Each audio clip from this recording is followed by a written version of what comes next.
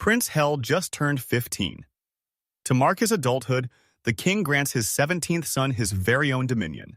Hel wasn't thrilled his new land was a total wreck he had to fix himself. After 15 days at sea, he reaches Shiel Reef, only to find his island is a pathetic pile of rocks so remote even pirates ignore it. The escorts dumped him and bailed instantly, not even checking if he landed safely. This was his post, but he couldn't even see the landing zone. This massive rock now belonged to Sanphilis's 17th prince. His siblings mocked him for getting Sheol Reef. Already miserable with weak skills, lacking a proper crest was the ultimate disappointment. Everyone is born with a crest, but his brother's elite marks grant them massive power. His crest was a mystery, and no one knew what it could actually do. He tried everything to trigger his crest, but failing only shamed his family. He'd already begged his dad for a representative, but the king's pride wouldn't let him back down. He was officially banished. Exiled to a barren mountain, he'd rather be executed than suffer this, but he refuses to die. He spots smaller rocks and aims for a landing, desperate not to smash his boat. He blasted them with wind magic. His magic was too weak to even budge a feather. He crash lands, grabs his gear, and stashes it somewhere safe. Spotted a cave and hauled his gear inside. What he saw was pure horror. He finds dozens of skeletons remains of castaways who didn't survive the island. Terrified, he had no choice but to make it work. He shoved the supplies inside, staring at the ocean with hopeless eyes. The sight was stunning and far from the capital's chaos, but he wished things were different. He slaps himself awake. He'd survive this, no matter what. He needs a foreign rescue, but with deadly reefs and zero trade routes, help is rare and he's still fighting to stay alive. His supplies only last a month, and with no magic, he's forced to stockpile rainwater and fish to survive. He starts by cleaning the cave and burying the scattered bones to clear the mess. He grabs a pickaxe and digs in. A voice rings out. He's acquired a mining tool. What was this voice echoing inside his head? The voice returns, and this time he asks what it is. The voice was his Cave King crest, finally speaking through its advisor feature. He just discovered his birth crest is the Cave King. Why activate now? He realized he'd never actually seen the capital's caves or mines. The crest also boosts his mining and support skills, letting him rank up right inside the cave. Brain fried from the info dump, he starts mining. The crest activates, and specific spots in the cave begin to glow. Those glowing white spots are prime for mining. Precise calculations kept the cave from collapsing. He strikes a shiny spot on his front, landing a massive blow. He's shocked by his crest's power, granting him insane mining speed and perfect night vision. Mining was easy. First, he carved out a bedroom for himself, and he kept mining with pure grit. Before long, he was actually having fun. He mined deeper into the cave. Deeper in the cave, his mining speed and strength surged as his skills ranked up. The crest advisor asks if he wants his 168 rocks back. He wonders where the rocks go, but the crest reveals they're stored inside. He kept digging deeper.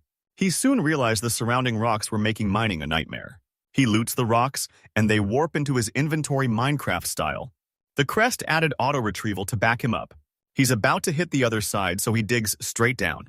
Digging deeper, the crest says he's 10 meters down, but he still has no clue what a meter is. He pauses to check his inventory. He mines copper, bronze, and even gold. But gold's useless on a deserted island. A magic stone catches his eye. He's unsure of its use, but his crest identifies it instantly. He realized magic stones boost power. The bigger the stone, the bigger the buff. Next, the turtle stone catches his eye. It adds 1 extra day to your life, a lifespan. Boosting treasure, massive win. He's hyped for his new crest and his hate for the Sheol. Reef just flipped this domain is a gold mine. He's so focused on mining, he forgot to look for escape ships. 30 meters deep, his inventory is already packed with rocks and ores.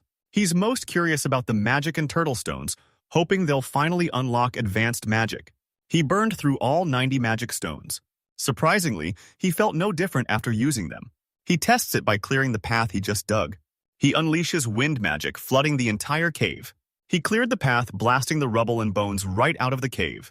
He was stunned by his own power. He couldn't believe 90 magic stones gave him this much power. His magic lures a slime. It came right to him. Not hostile, the slime liked Heal, leaving him wondering what it even was. 3 months later, he's adapted to his new life. He prepped his tools and food for the daily dig. He recruits the slime from 3 days ago and names it Shell. 3 days ago, a slime appeared. He knew exactly what it was. His crest lets him tame slimes and monsters, making them loyal. It fails on hostile beasts, but his old kingdom despises these tameable creatures. In this cave, no one's watching. He's free from judgment. He tames the slime and names him Shell. He was glad for the company, assuming Shell couldn't understand him. But he was wrong. Shell understood him a little. It stepped in as Heel's mining support.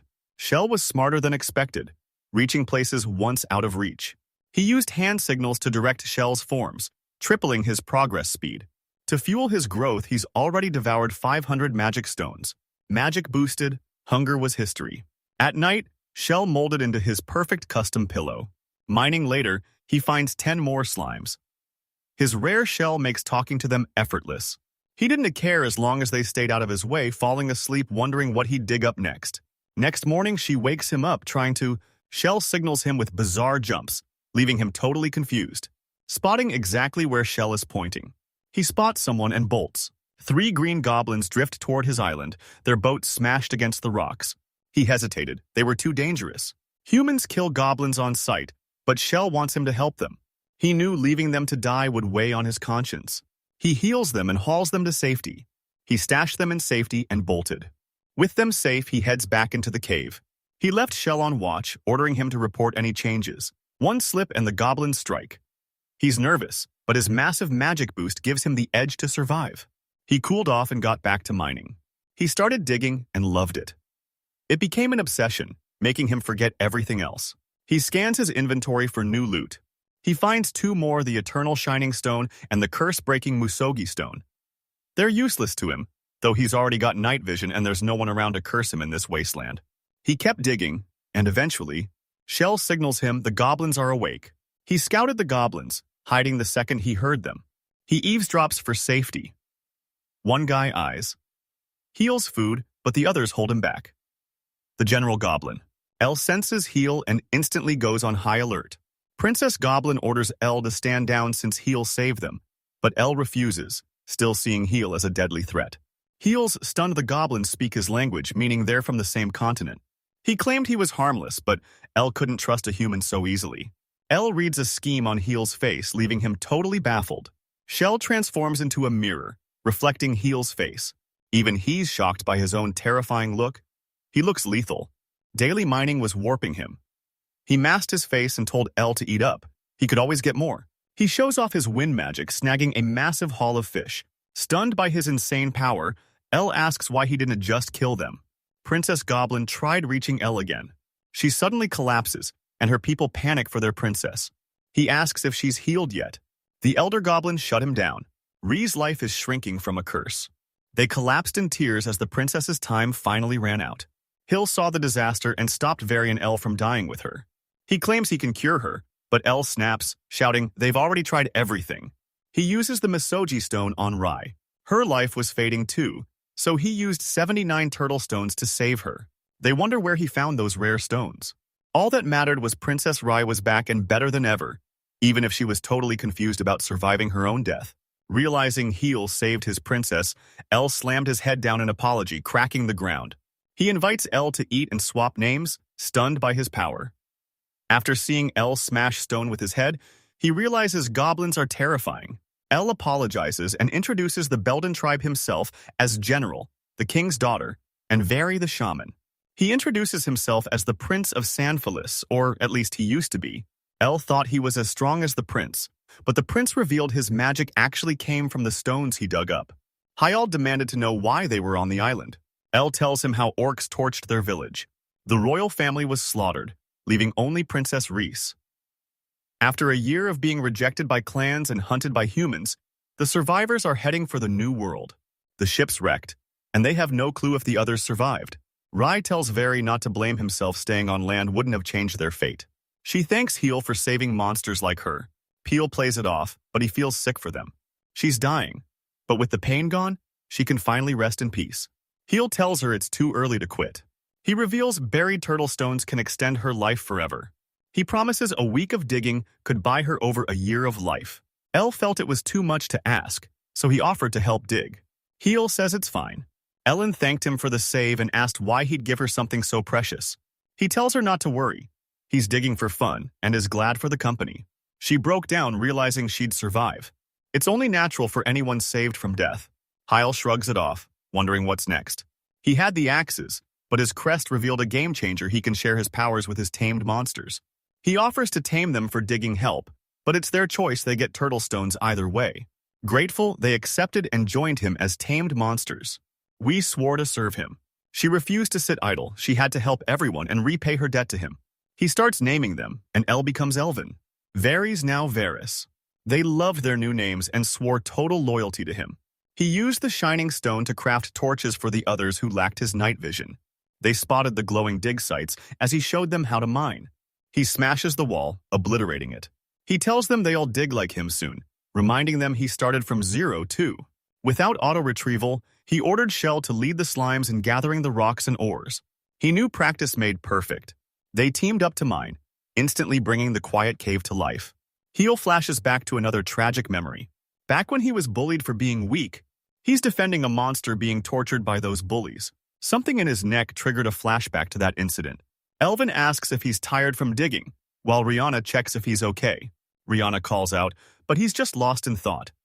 Digging doesn't tire him, not with his Cave King crest. She warns him not to overwork. He promises he won tea, then catches a delicious scent. It's Rihanna's fresh apple pie, and the crew is hyped for a new treat. 3 days after meeting the goblins, they've already crafted new gear. A bathroom-sized reservoir.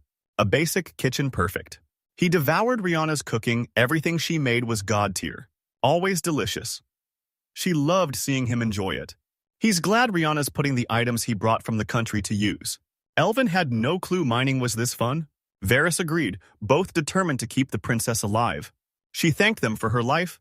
Things were looking up, but the work was far from over. He's low on resources, needs more than just fish, and their clothes are falling apart. He had zero hope of flagging a ship to trade gems for supplies. He finally started thinking and worrying like a true lord. He keeps mining, hunting turtle stones for Rihanna and searching for new gems. He hits a hollow void while mining. Checking inside, he finds a stash of strange stones. Sunset orange, nothing like the shining stones. A few steps later, the dirt here was different. He looks up to find a massive spider staring him down. He freezes, staring into the spider's eyes, terrified he's about to be eaten. He counters the spider with magic. Suddenly, the spider bolts. He sizes up the situation and realizes, turns out, the spider was the one terrified, just protecting its kids. He felt bad for scaring it. His crest pings tameable monsters detected. Time passes as Elvin waits for Heel's return. He flinched as his boss returned with spiders trailing behind. He apologizes for the scare and tells the group he's recruited the cave spiders. Varys gaped at the spider's massive size. Varys warns Heel. These human-sized spiders have silk stronger than iron, lethal venom, and a taste for both monsters and humans. The cave dirt was actually waste. Next, Varys dropped the good news. Cave spider dirt makes farming easy by boosting their crops. Varys asks where they can farm, but Heel has a surprise to show them. He leads them to a tunnel and tells them to peek inside. Endless stairs stunned them, and, asked about the path, he explains he carved it for Terran. The tunnel was too narrow, so he used his new Cave King powers to build stairs and widen the area. He can now reshape his mind space, synthesize inventory items, and even grant night vision to tamed monsters. Fueled by progress, Elvin's crew gears up to work harder. Hyle throws a welcome party for Taran's group with Rian on the grill as plans to upgrade the island begin. Elvin and Varys forge ice axes with his guidance, a massive technological leap for this primitive world. Rihanna had to knit clothes from spider silk. He ordered them to dump the waste in one spot. He soon realized Taran was faster than anything he'd ever seen. He plants an apple seed right in the spider waste. It hit full size instantly. Heel didn't expect this speed, but he knew exactly why. Tarn realizes the tree's massive growth isn't from waste, it's the cave's sunstones. These stones are irreplaceable. He has to save every last one. He calls Rihanna and puts her in charge of, tasked with the sunstones and plantations. She questioned his choice, but vowed not to fail. Trusting her, he took a riding shell all the way back. Everyone's busy mining, so he doubles down on the grind. He needs more turtle stones. Rihanna only gained 5 years, and at 15 she deserves more. As the most efficient miner there, he gets straight to work. He digs up a white stone and snags it. That white stone is actually a dragon orb, and it can resurrect the dead. He called the others to dig right here. He dug the place dry but found 0 orbs. He realized unlimited resurrections would be terrifying. He kept the stone out of his inventory. Elvin calls out to him urgently. Wondering what happened, he stashed the dragon orb. He rushed upstairs, but the stone tumbled onto a corpse. Elvin alerts. Heal their comrades. Ship is closing in. He knew it was them. They were thrilled to see them. The rest of the tribe survived, including Elvin's daughter. He warns Elvin docking is too dangerous and tells him to bring the boat over. Thinking Elvin's group might leave, he gifted them sunstones to rebuild their tribe anywhere. Elvin's baffled by his words, so Heil tells him they need to leave this remote place for their own good. They'll start trading once they find a place to settle. Hearing they were leaving him left them baffled. Elvin screams, begging them not to abandon them. He made it clear they aren't leaving. They swore to stay by his side forever. Rien claims they're his subordinates. He felt good, but warned them this was their last shot to escape. She told him to join them if that is the case. Staring at the mountain, he remembered when escape was his only goal. Everything changed. Rien finally knew how he felt about this place. She made it clear if he stays, she stays. Elvin and Varys saw eye to eye. He's shaken. Suddenly, the ocean erupts, dragging the ship under. Elvin worried most goblins on board can't swim. They rush the boat to save them. Watching them run, he knows they won't make it. His worst memories flash before his eyes. For being powerless to help anyone, he's different now, sprinting straight for the cliff's edge. He leaped off the cliff with laser focus. He finally believed in him this time. He wasn't hopeless. He stayed strong, trusting the power of his Cave King crest. He flash freezes the ocean. He froze the water, locking the sinking ship upright. He's stunned. 8,000 magic stones gave him insane power. He reinforces the ice, ordering Elvin and the others to cross and save them.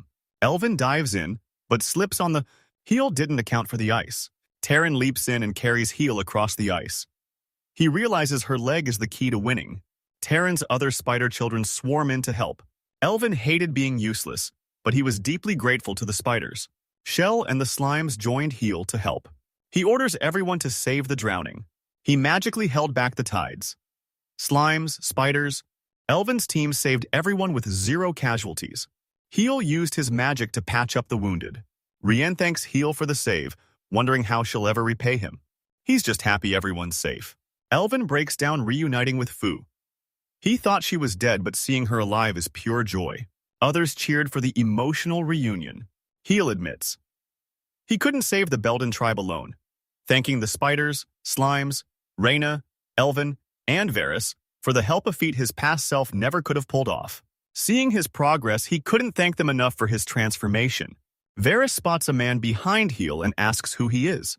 Suddenly, a strange man appears. He asks Varys if the man was on the ship. Varys says no, so he wonders if they met in the cave instead. Wrong. The guy was buck naked. He approaches, trying to talk. He just walks off to eat with the others. The man's just hungry, so Reyna roasts more fish. Hel and Varys wondered who this man was. Next day, Heel builds rooms for the island as newcomers, livelier than before, buzzing with life or coming alive. Final selection. He'd tamed and named everyone. It wasn't he. Now he had to act fast, boosting food and supply production. Reyna arrives to heal him and offers a taste of her fresh juice. Fresh grapes made this juice taste incredible. Reyna grew these using sunstones and grape seeds found on the boat. Reyna says the small plantation will be overflowing with fruit in a few years. Hearing her say years hits him hard. She never cared about the future, but seeing her look ahead now made him happy. He promised to have her back whenever she needed him. He hears other goblins struggling with the mysterious man wandering around and staring everyone down. The goblin kicks him out for his awkward staring and calls him Mappa. Now, everyone calls him Mappa. Mappa grabs the goblin's loot.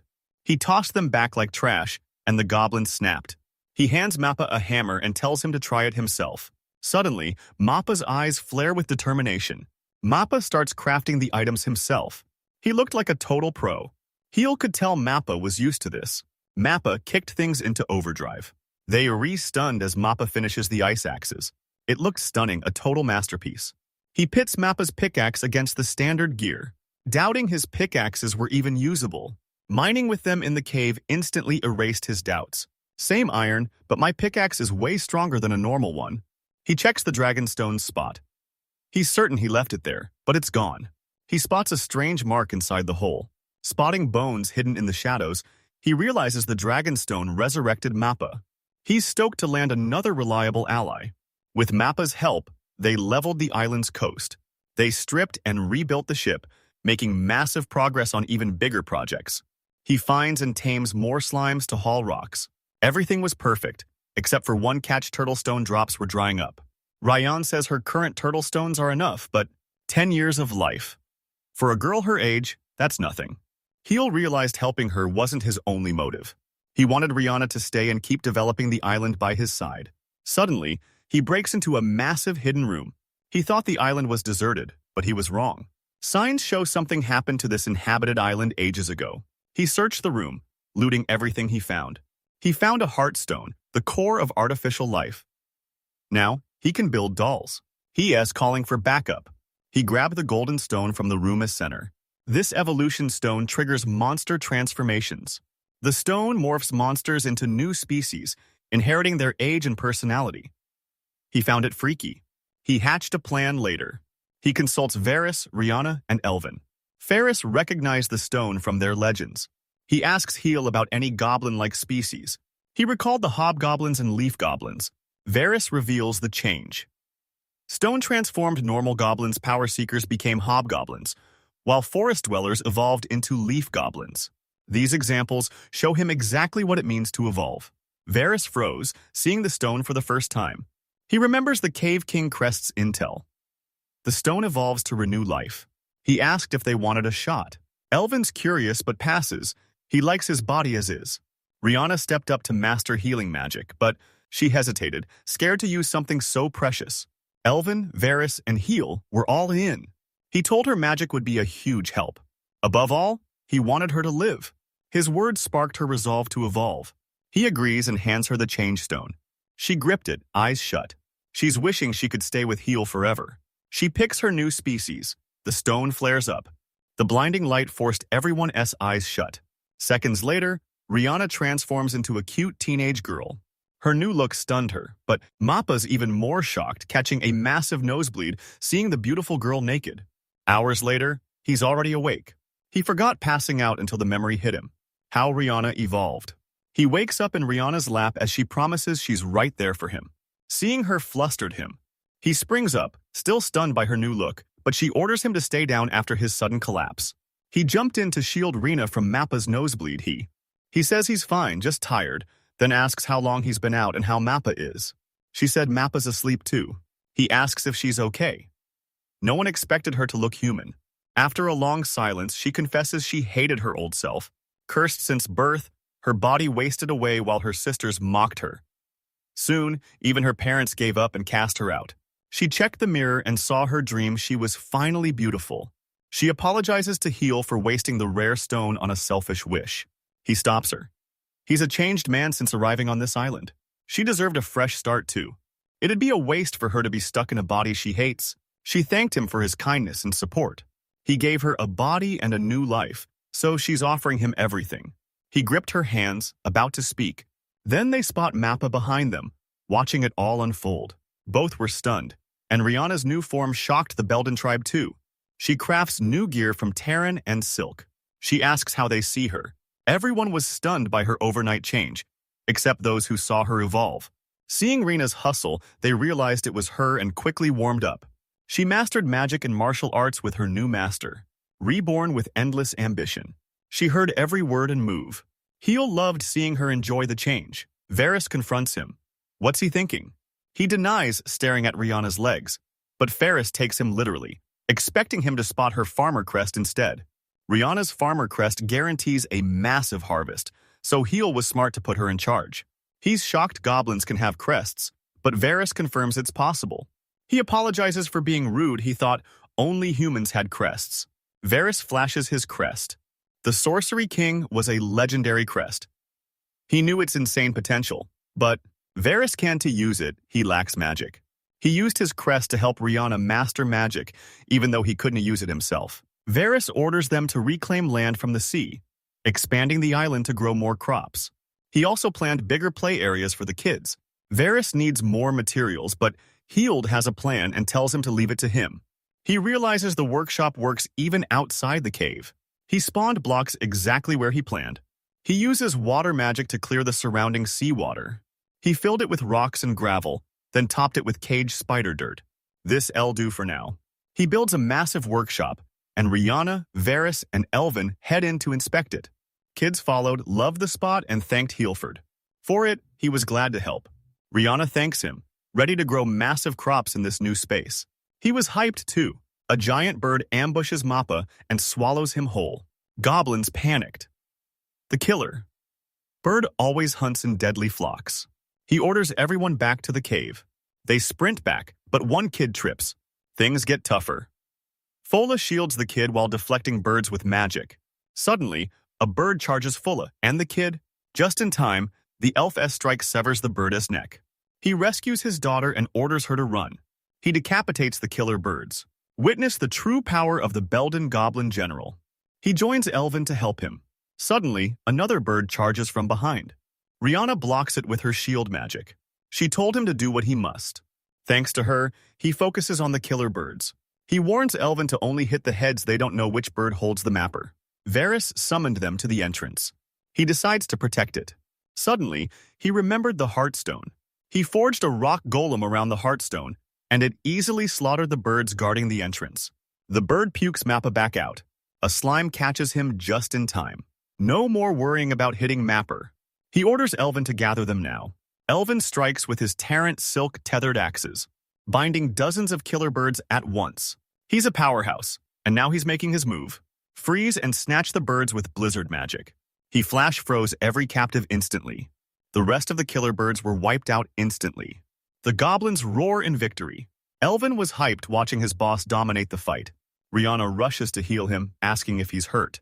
He admitted he was scared at first, but she's by his side now and he finally feels at peace. Heal's legs shake. It's his first monster fight. Varys arrives, relieved they're safe. Others agreed he'd come a long way since the start. Feeling like a true lord, they head back to the caves. He asks Rihanna if killer birds are edible, and she confirms they're delicious roasted. That night, they threw a massive feast for everyone. He takes his first bite of monster meat. It tasted incredible. Rihanna's glad he likes it and offers soul. Next, another delicious hit. But the meat tasted off. She explains that every cut of a killer bird tastes completely different. Killer birds are a threat, but they're also dinner. He sets the golem on watch to hunt them down. Varys was relieved these killer birds avoid targets bigger than themselves. Varys deploys guards to build walls and towers against ocean salt. Heal processes the stone while Varys handles the planning. A girl stares him down, but he can place her name. He knew she was Elvin's daughter. He reminds him her name is Fula, the very name he gave her. She asks how he's this strong. He tells her it's all from the magic stones he mined. Fula's hyped for the stones and asks to join the dig. Rihanna tells Fula she needs a change stone to evolve and unlock magic. Fuller tried to evolve, but he lacked the points. Elvin arrives and decks Fula for bothering Heal. He scolds her rudeness. Elvin apologizes, but Heal already sees the clear family resemblance. He tells Fula she can use the change stone if she finds one herself. Hearing that, she's hyped and joins. She joins Heal and mining, vowing to be useful. He's stoked to have more hands in the mines. He spends 800 magic stones to supercharge her magic. She took charge to push it even further. Elvin warns her eat properly and fast.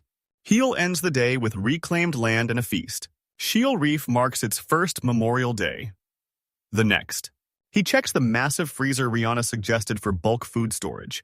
He caught a cold, but their new freezer means no more spoiled meat. She says these frozen caves keep food fresh for over 6 months. Mappa designed the door, and Heal crafted it exactly to his vision. They renovate the forge, putting Mappa and Varys in charge. Rienne's confidence surged as she kept the cave frozen. Elvin's and Varys secured the defenses, so he's back to the mines. Fulham's shocked everything went perfectly without a single disaster. She's stunned. The Cave King pulls this off without a single cave. She insists on ventilation before the dust destroys their lungs. Trapped coal gas means poisoning or a massive explosion. She knows a ventilation fix and tasks Mappa to build it later. Fuller's advice was huge. She's been working with mines since she was a kid. Her minor-esque crest put him at ease. He let her speak up for any more changes.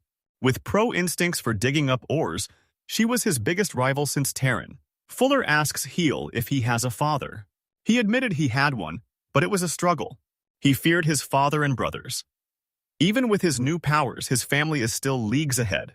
He asks Fula if she wants to surpass her father. Obviously, she does. Fula spots a hollow cave and charges in to investigate. Inside the massive stone room, she asks if the change stone is kept somewhere similar. He agrees, and she's hyped to keep exploring. A statue moves, unleashing fire magic. He shields up fast, barely surviving in Fuller. He asked if she's okay. He realizes the statues are golems that can even use magic. Golems keep swarming him, and some even have swords. They've got him surrounded, but he's already one step ahead. He whipped up storms with wind magic and succeeded, tossing the flying golems aside. Fuller's fine, apologizing for her reckless charge. He didn't expect to face golems like these. He signaled Shell to halt the mining. Fulla finds a stone, asking Heel if it's the golden change stone. Turns out, it's a sorcery stone that creates dolls. She's disappointed it's not a change stone. Mappa jumps out of nowhere, startling her. Mappa pulls the sword from the wreckage. They cleared the golems and headed back up. Fulla wonders why Mappa's still naked and asks if all humans are like this. He says, no, Mappa's just extra hyped today. He grabs another golem-esque sword. He can lift it. The sword won to budge. Even if he and Fula went all out. He tries for the sword, but his crest blocks him. He can only loot minerals and mined items. He grabs a pickaxe to shatter the sword. Still nothing. He kept trying to shatter the sword. After many tries, he finally shatters it. What was this sword made of? It's orichalcum, lighter and stronger than metal, and perfect for magic enchantments. He scans his inventory and finds a total shocker. Back at the cave, Elvin struggles to lift the sword Mappa brought. Heel returns, asking what's going on. Riel explained the sword and how everyone was struggling to lift it. He warns them it's tough, that sword is 300 orichalcum. Full told her father it's impossible. Elvin kept pushing and lifted his great warrior crest powers up the sword. He can hold it and drops it. Hayal rushes over, using recovery magic to heal the minor wound. Fuller instantly hugged her father. She calls him an idiot for making her worry. He apologized and vowed to be more careful. Mappa carries the sword effortlessly. He shoves the sword into the furnace. Legendary dwarf Mappa uses his insane strength and secret techniques to forge the rare orichalcum. Mappa forges gear and starts healing. He hands over the fake Mappa custom made just for him, an orichalcum pickaxe. Then, Mappa kept forging orichalcum tools, weirdly staying butt naked the whole time. Next day, Elvin's axe is useless against his new foe. Elvin accepts the challenge and charges the monster head-on. Back at the cave, Fuller scouts the area. She approved the new vent, finally made the air perfect. He used Mappa's tidal blades to pump in constant fresh air. Fuller just wants to mine, and he's on the same page. He's waiting. Yesterday's attack is still fresh. She hit the forge solo while he brainstormed a way to keep the miners safe.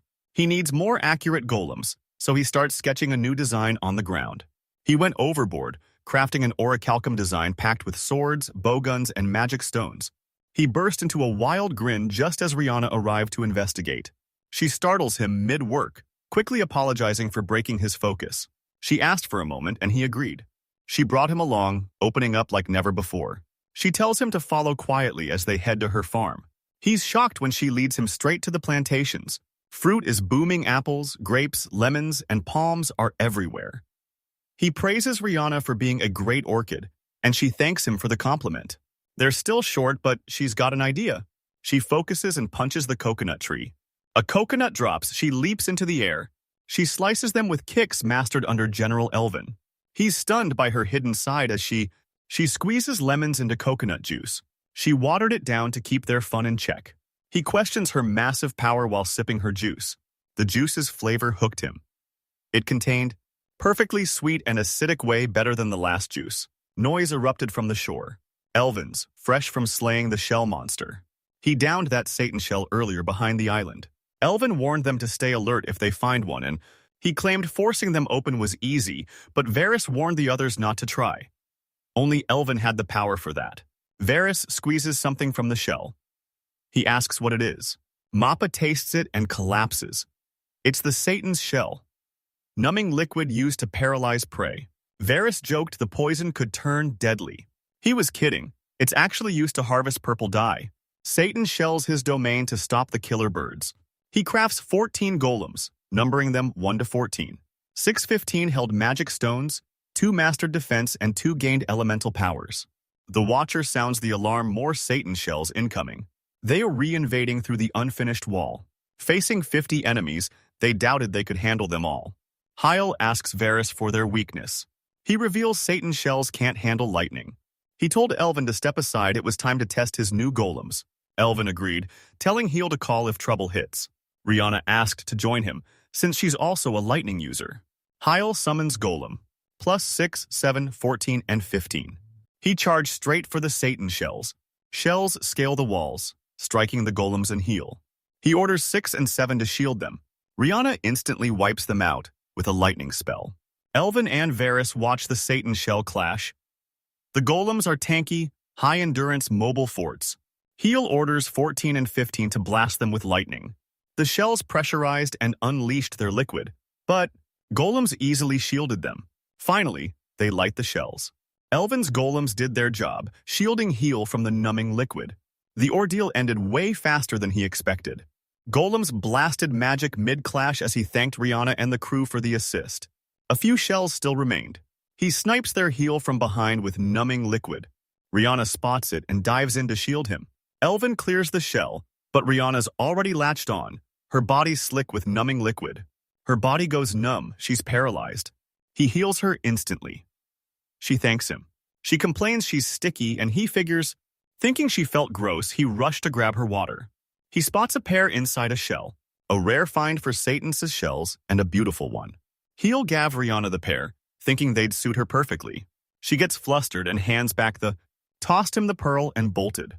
He couldn't give it to her yet, so he held on. Next day, he takes a mining break with Fula and Shell. Fool refused to rest and kept digging deeper. He reminds her to eat, but she'd never skip a meal made by a princess. He leaves Golem 9 to ring the bell if trouble strikes. Mining resumes under Golem's guard. Fula's energy is unmatched. Next, they head to Rihanna's for food. Today's menu, Satan shells. It was so tempting they couldn't stay away. Satan's shells nested nearby, providing them with dyes, food, and strong shells. But the shield reef currents, a monstrous body closes in on them. Next, they inspected the Tyrian purple. He crafts their new outfits using fabric fit for nobles. Elven enters, looking dead serious. He invited Heel to the reclaimed land. He went to investigate and saw they hauled over an orc corpse found stuck in the embankment. He spotted the seal in the orc's hands. It belonged to the tribe that torched their hometown. Enraged, the goblins stomped the corpse. Their kind caused their misery. He stepped in to stop them, but they ignored him. Their tribes were wiped out, so he had no right to stop them. Princess Rhys halts them. She fumed, seeing goblins kick a corpse, a total disgrace to her tribe's pride. The goblin reveals these orcs destroyed their tribes, and that's not all.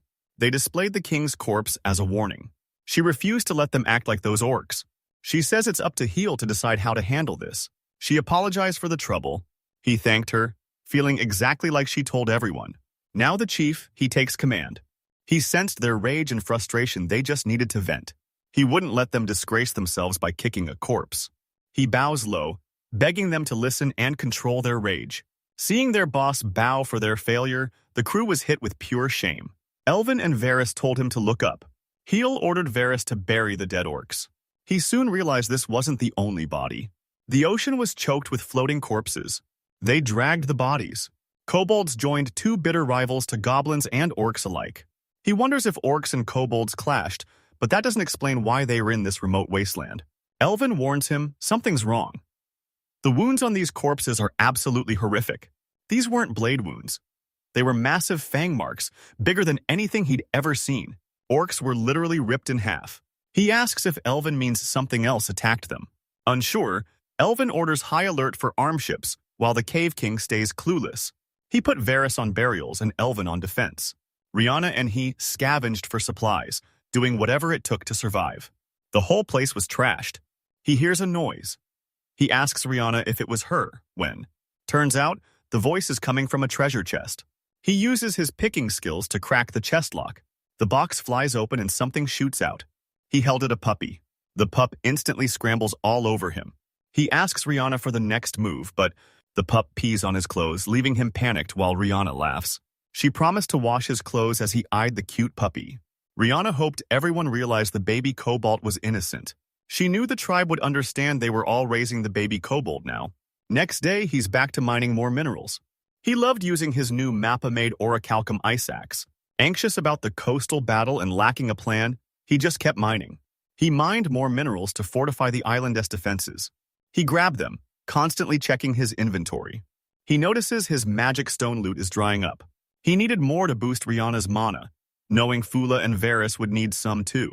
But for now, he's powerless. He spots a new mining drop, but its identity is a total mystery. The Cave King. Crest was clueless. It wasn't a stone, it was a seed. Fula calls him out and he asks if she's mining too. She tells him the baby kobold wanted to stop crying. Even Elvin's goofiest faces couldn't make him laugh. Taryn joins in to make the baby kobold laugh, but the crying won to stop. Fula kicks Elvin after his scary faces make the baby cry even harder. Elvin says he did the same to make her laugh as a baby. Heel was just bluffing. Elvin welcomes his boss. Baby kobold spots Heel. He rushed over and started playing with Heels. Turns out, the baby kobold just wanted Heels. He'd been crying since waking up. Rihanna says the baby kobold thinks Heel is its dad, marking him as territory with that earlier P. Varys explains baby kobolds naturally imprint on others. He asks what he was doing with the chest where the baby was found. Varys noticed the chest was shallower inside than out, suspecting a false bottom, and his orichalcum knife fails the wooden base 1T budge. Hyle knew these cases usually meant special locks. Magic pops the false bottom open. Relieved it worked, he pulls out the items, stashed in a false bottom of 3 history books. He grabbed the Tiberius tribe's history, skills, and scriptures plus a white stone, learning their names from the books, and he questions the rock until his crest identifies it as a thought stone used to store memories. Elvin and Rihanna ask what it is, but Varys already knows. The stone flashes and surges to life. A female kobold hologram flickers in Who is she? Rihanna agreed she was stunning. The cobalt and recorded thought were reserved for those who cracked the chest seal. She's Alhamina, queen of the Tiberius, and that cobalt baby from the chest is her newborn. Elvin fumed at the Tiberius tribe, but he only listened. She kept talking, her time running out. She warns the legendary Leviathan is hunting their ship. Already drained from the orc fight, their weapons and magic are useless. They're trapped. Whoever opens the chest must raise her baby. Accept, and she'll hand over her 2 strongest chest defenders and their forbidden secret books. She begged them to protect her baby and one day let him hear her final words. A heartfelt message from Alhamina, proving her deep love for her son. The baby felt her smile and message, but he was too small to understand. The recording ends, leaving everyone questioning the Tiberius's fate. Elvin's livid. They dumped their kid on a stranger and those promised escorts. Nowhere to be found. Rihanna scolds Elvin, who immediately alerts the watchman. Hyal realized they knew about Tiberius. Fula reveals the Tiberius and Belden tribes have fought over territory for ages. She was devastated. The war took her brother too. Hyles relieved Elvin isn't glaring at the baby kobold, even after hearing the recording. Fula tells him her father could never hate a child. Varys added that General Elvin blames himself for failing to protect his son. Varys lost his brother in the war too, but he holds no grudge against the baby. Heel hears them and decides to raise the baby. It's on, and everyone's hyped. He asks for a baby name, but the recording never reveals it. Rihanna left the baby nameless, so whoever found him could claim him as their own. He asks her for a name. She thinks for a second and suggests naming the baby Real. He liked the name, and from that moment the baby kobold was real. Accident or not, the baby's now officially tamed. It's perfect, the kid's gonna live in caves anyway. Fuller mocks Rihanna for naming the baby a mashup of her and Heel. Rihanna's flustered by the comment. Varys then brings up another concerning issue. They realized the Mark of Giants shreds bodies and grants total weapon immunity. Everyone's talking about the legendary beast, Leviathan. Later, Mappa reveals a new invention and tells Heel to blast it with magic. Heel asks if he's for real. Target confirmed he blasted it with massive fire magic. The new invention is a golem's shield. It's way stronger than his shield magic. Now he can finally rely on it. He's on it, demanding to know what they're doing. Garrison revealed Mappa's latest creation, built to defend the island from giant monsters. Heel asks Varys if Leviathan is just a myth, and Elvin doesn't buy it either. Queen Al-Himeno's elite squad got annihilated by the beast, proving their fear was justified. He hears Riel bark and turns to check. He stood high atop the construction logs. Elvin saw him trapped and rushed to the rescue. He falls but saves Riel. Rhienna's relieved they're both safe. Elvin figured Riel was already in the fields. She says Riel went wild, digging non-stop and moving way too fast for her to keep up. Varys says Cobalt kids grow fast and Riel will be on 2 legs soon. Heel's surprised, but then he remembers the fields. He pulls out the seed and asks Varys if he recognizes it. Varys didn't know the seed. Rhienna reveals it's an Yggdrasil seed. Heel, Varys, and even Rhienna are stunned.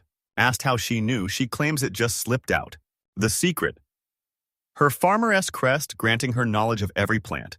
Varys revealed he knew about Yggdrasil, a legendary giant tree blessing all life, once thought to be a myth. Just like the Changestone next. Heel scoured the island for a prime mining spot. He dug a path, seeing his chance. He had the materials to build their field. He ordered the spiders to dig. His collection skill was cave only, so he needed them to clear the dirt. He spent some time fixing the place. By nightfall, the land was ready. He headed to the center and planted the Yggdrasil seed. Rhienna starts planting flowers. She scattered seeds from her hometown, and he loved the idea. Mappa suddenly appears to witness the Yggdrasil planting. Rhienna notices the Yggdrasil seed sprouting way too fast. He asked both about the Sunstone, but neither had used it. He decides it's time to use the Sunstone. She uses it, and the plant instantly shoots up into a massive tree. He knew the Sunstone was the real deal. Suddenly, the tree surges to a massive size. He asks if she is sure she only used one Sunstone, and Rhienna confirms. They realized staying near the tree's massive growth was too dangerous. They bolted away from the tree. Mappa wipes out mid-run. The tree completely engulfed him. As it expands, Rhienna and Heel barely scramble to safety. The tree hits full growth, visible from the other reclaimed land. Elvin and Varys saw it all from the island's far side. Rhienna and Heel gaped at the tree's massive size, proving exactly why it's the legendary Yggdrasil. Heel remembers a small monster being bullied by boys. They kept attacking the poor thing while it was chained up. They attacked it every chance they got. Led by Oren, they kept blasting magic at the small target. Even as elite Magic Academy students, they kept the beast alive, slowly chipping away at its health. Heel was too terrified to even fight back. Go with. He waited. Once they finished, they headed back to the academy. Wait, the prompt says. When they were done and returned to the academy at Gie, he visited the monster often, even naming it Lopes. He'd cared for Lopes daily, but now his magic wasn't strong enough to save him. Lopes's wounds became incurable and his shackles stayed locked. He was a dead man. He stayed until Oren and his goons returned. Oren demanded to know why Heel was shielding Lopes. He begs Oren to stop and free Lopes. Annoyed, Oren whips out his glove and slaps Heel. Heel begging for the royal Lopes life made Oren snap. He ordered the weakling Heel to move or be turned to ash along with Lopes. His only move, beg for Lopes' life. We begged Oren over and over. Oren's bored of his pathetic begging, giving Heel free rein. Heel's stunned by the sudden shift, but Oren's bored of training and finishes the monster. That news made him smile. Next, Oren orders him to unshackle Lopes.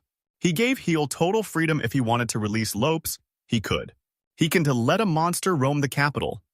If Lopes shows up again, he's dead. Oren gives Heel 10 seconds. He couldn't free the Lopes. Oren immediately started counting down from 10. As the clock ticks down, he fights to save every life. He spammed lockpicks on the shackles, but they wouldn't budge. Lopes realized his time was up. Lopes smirks as the count ends. Lopes instantly turns to ash, leaving him crushed by despair. Oren called him scum for letting his friend die. He knew all along saving Lopes was impossible. He swings at Oren, but the shield blocks him from getting close. Hale fumed at Oren as he sobbed over Lopes. Oren tells Heel straight he's way too weak. They couldn't even touch a monster with a glare that lethal. He remembers waking up in the infirmary and dragging himself back to Lopes' remains. His locket held the ashes of his loved ones. Guilt-ridden over a broken promise, he tells Rhienna this is the real him. She assured him he wasn't powerless at all. She reminds him of his hard work for the Belden tribe, Riel, and Lopes. He gave his all for others. and his story moved her to tears. She apologized for the hell he'd been through. Why tell her this now? He realized he just wanted to be heard. Moments later, Rihanna stops crying. Riel skipped toward them, grinning. The trio stood and pushed into the woods. He just had to tell Rihanna his story. Past the trees, flowers blanketed the fields. All across Rihanna's hometown, Riel happily dashed across the field. Rihanna calls Heel out, telling him he can erase his regrets over Lopez.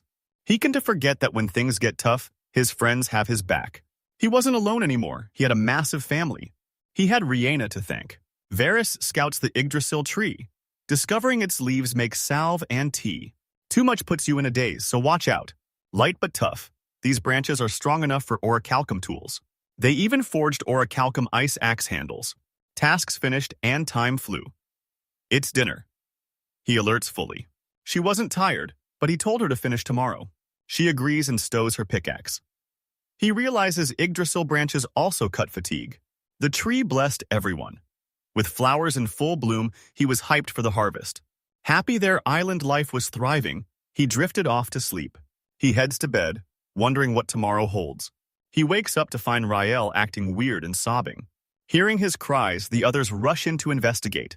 Heel suspects a nightmare, so Rihanna tries to comfort Riel. He's rattled, but instantly healed. He spots a mark in Riel's left eye.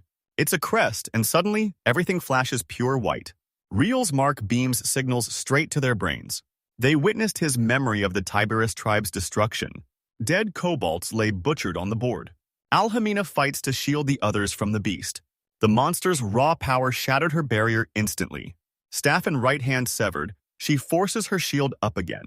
She fails the monster lunges, devouring her and half the ship. One look at the monster, and Heel nearly collapses in terror. Rihanna too. Everyone saw it. The Leviathan was pure danger. That image has him sweating in pure terror. Varys recognized the crest in Riel's eyes as clairvoyance. This crest is God's all-seeing eye. They just saw exactly what Riel saw. Before leaving his mom, Claire's power. Clairvoyance hit the island, exposing Leviathan's terrifying power to everyone. Islanders feared a Leviathan attack, knowing they were powerless to stop it. Worried, they heal too. He had no plan if Leviathan showed up either. But can he really save everyone? Elvin yelled the news. Stop the sour faces and remember how far they've come. With Heel, they were unstoppable. He kept their faith alive. He stood up and ordered them to stay calm and prep for an island attack.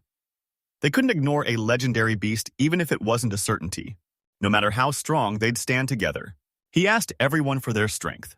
With that, he plots his next move. Watching Alamina fight Leviathan, he realized his magic was useless. We asked Mappa, do orichalcum weapons work? Mappa hesitated, so the whole team weighed in. He racked his brain for a way through. First, he dives deep into. He'll use the golem's cave as a refuge. They'll build a supply freezer right next to it. Elvin warns the beast his tackle will collapse the island and orders a retreat. Hill's got a plan for that too. He began crafting a space for a new purpose. Next, he pitched his plan to mine new materials to the others. Underground discoveries supercharged the island's growth. He suspected Sheol Reef hid a dormant power in its caves strong enough to rival a Leviathan. He won't know unless he tries, so Vera suggests bringing Riella this time. He figured his clairvoyance would come in handy. We headed out, Riel stashed in his bag. The search starts, and Riel immediately passes out. Riel's waking up soon, so he heads out to explore solo. The whole island united to plan their defense against the Leviathan. Thanks to the Yggdrasil tree, lumber was never a concern. Soon, the defensive walls were nearly finished. Riel woke up barking. She's definitely found something. Turns out he just had to pee. Riel stayed moody while exploring, using his clairvoyance to see through the bedrock. Riel's skills are legit, uncovering massive ore veins even he couldn't find. Weeks later, Riel's energy spikes as he points toward a spot. Fulo's confused, thinking Riel just wants to dig. No optimization light in sight. He wondered, would they be all right? Still, he was certain Riel found something. One precise strike and he's safe. The second he lands, he plummets straight into a hidden cave. Right underneath, he finds massive armor and a sword 5 times his size. It's a golem in orichalcum armor, but it's missing its heartstone. But the blade was even stronger. He leaned in to check the blade's material. He slams the pickaxe, and the sound rings out. The sound echoed through the cave, reaching Mappa. He realizes he can to snap the sword. It is tougher than orichalcum. Appa appears behind him like a ghost. Let us try Mappa. Suddenly ghosts behind him. Let us try. Suddenly Mappa ghosts behind him. He missed the entry. Mappa spots the sword and he stared in total shock. He's so happy he starts worshipping it. Fuller and Heel were baffled by Mappa's sudden hype. Mappa hauled the massive sword topside solo for processing. Mappa and the smiths forged the blade. But there's a catch. The smiths tell Heel the forge isn't hot enough to melt the sword. Rihanna arrives and spots the sword. He asks her to help melt the sword he fuses his magic with the furnace. They supercharge the furnace with flame magic and shove the sword inside. Melting. Complete, the liquid pours out. Processing complete, he grabs a sample of the raw material. It's mithril, the god's hardest lost metal. It absorbs magic and packs enough power to slay the divine. Heel celebrated his success and thanked Reel for the assist. He knew Mappa would soon forge that mithril into the ultimate weapon. Wall finished. The reclaimed land is now a massive fortress. Facing a legendary beast, they kept drafting new ways to take it down. Sheol's first epic battle begins. That night, he spots Elvin with Reel. Rihanna sneaks up behind him and shushes him, watching what happens next. Reel bows low, apologizing for insulting his mom. He hails her as a true warrior, telling him to watch as they avenge his mother together. Heel and Rihanna overheard him, and things just got real. Reel jams his hand into his. He screams in pain just as things look up. If Leviathan appears, Sheol's strength is their only hope. Suddenly, the watchmen sound the alarm. He rushes to check, just like Elvin said. 2 ships spotted on the horizon. Varys hands him a telescope to see for himself. He looks through the scope and spots the same emblem. They're the survivors of the orc tribe that previously attacked the Beldens. Elvin's livid. If they attack the island, he's not letting them have it. A massive beast erupts from the ocean, and the ships immediately open fire. He notices the ships are fleeing from something. Reel barked, and Heel understood. Something's wrong. He senses massive magic energy surging from the sea. What they saw next left everyone jaw-dropped in terror. The legendary Leviathan erupts from the depths, its massive shadow piercing the sky as a terrifying roar sends the ocean into a frenzy. The ship's orcs fought desperately to hold off the Leviathan. Bullets do nothing, and by now, this beast was nearly unbeatable. He's got to save the last ship. Elvin rings the bell, grabbing everyone's attention. He orders everyone to stop idling and take the battle positions they've practiced all week. Heel worried, saving enemy orcs was too much for Elvin. Elvin isn't saving orcs. He's just striking the Leviathan while it's distracted by the ship. Hyle got it and gave Fula the word. Order everyone to the cave as planned. Fula obeyed, ordering the fighters to survive at all costs. Hyle's team grinned as they launched their war against the Leviathan. Varys orders the heavy ballista prepped. Arrow out goblins. Ready the ballista. Forged with Mappa's soul, this mithril arrow is sharp enough to pierce through anything. They aim the arrow at Leviathan. Leviathan closed in on the ship. Seeing the opening, they fired the arrow. The arrow screams forward, but inches from the Leviathan. The beast effortlessly dodges the arrow. Cannonballs were useless, but the mithril arrow was a death sentence, forcing Leviathan to dodge. Leviathan's targeting Sheol. After that arrow hit, seeing the danger, Heel orders the next shot loaded. He stalls the Leviathan with golems and tells Rihanna to prep their next move. He summons golems 10 and 11 with ice, and 12 and 13 with wind. Together, they blast the Leviathan with a mega blizzard combo. Leviathan didn't flinch, charging forward at full speed. Magic failed, but they had a backup. The plan: freeze the water. Hyle was all for it, pinning it down, but he's stunned. Leviathan shatters the ice, charging a hyper beam. Sensing danger, he summons golems 6 and 7 to angle their shields, deflecting the strike instead of tanking it head-on. Leviathan charges, blasting the massive beast. A massive beam slammed the defense. The beam slams into the golem's physical and magical shields. They're giving everything just to hold that shield. Massive shockwaves rocked the entire area. The shield's edges shred as the damage intensifies. Using everything they had, they barely shoved the attack aside, triggering a massive sea explosion. They were barely surviving and Leviathan loomed. He's already closing in again. Rihanna calls the ballista ready and Elvin's set to fire. Heel sensed trouble. Leviathan kept charging, confident it could dodge the arrow even at point-blank range. They fire the arrow, switching tactics. Leviathan didn't even see the arrow.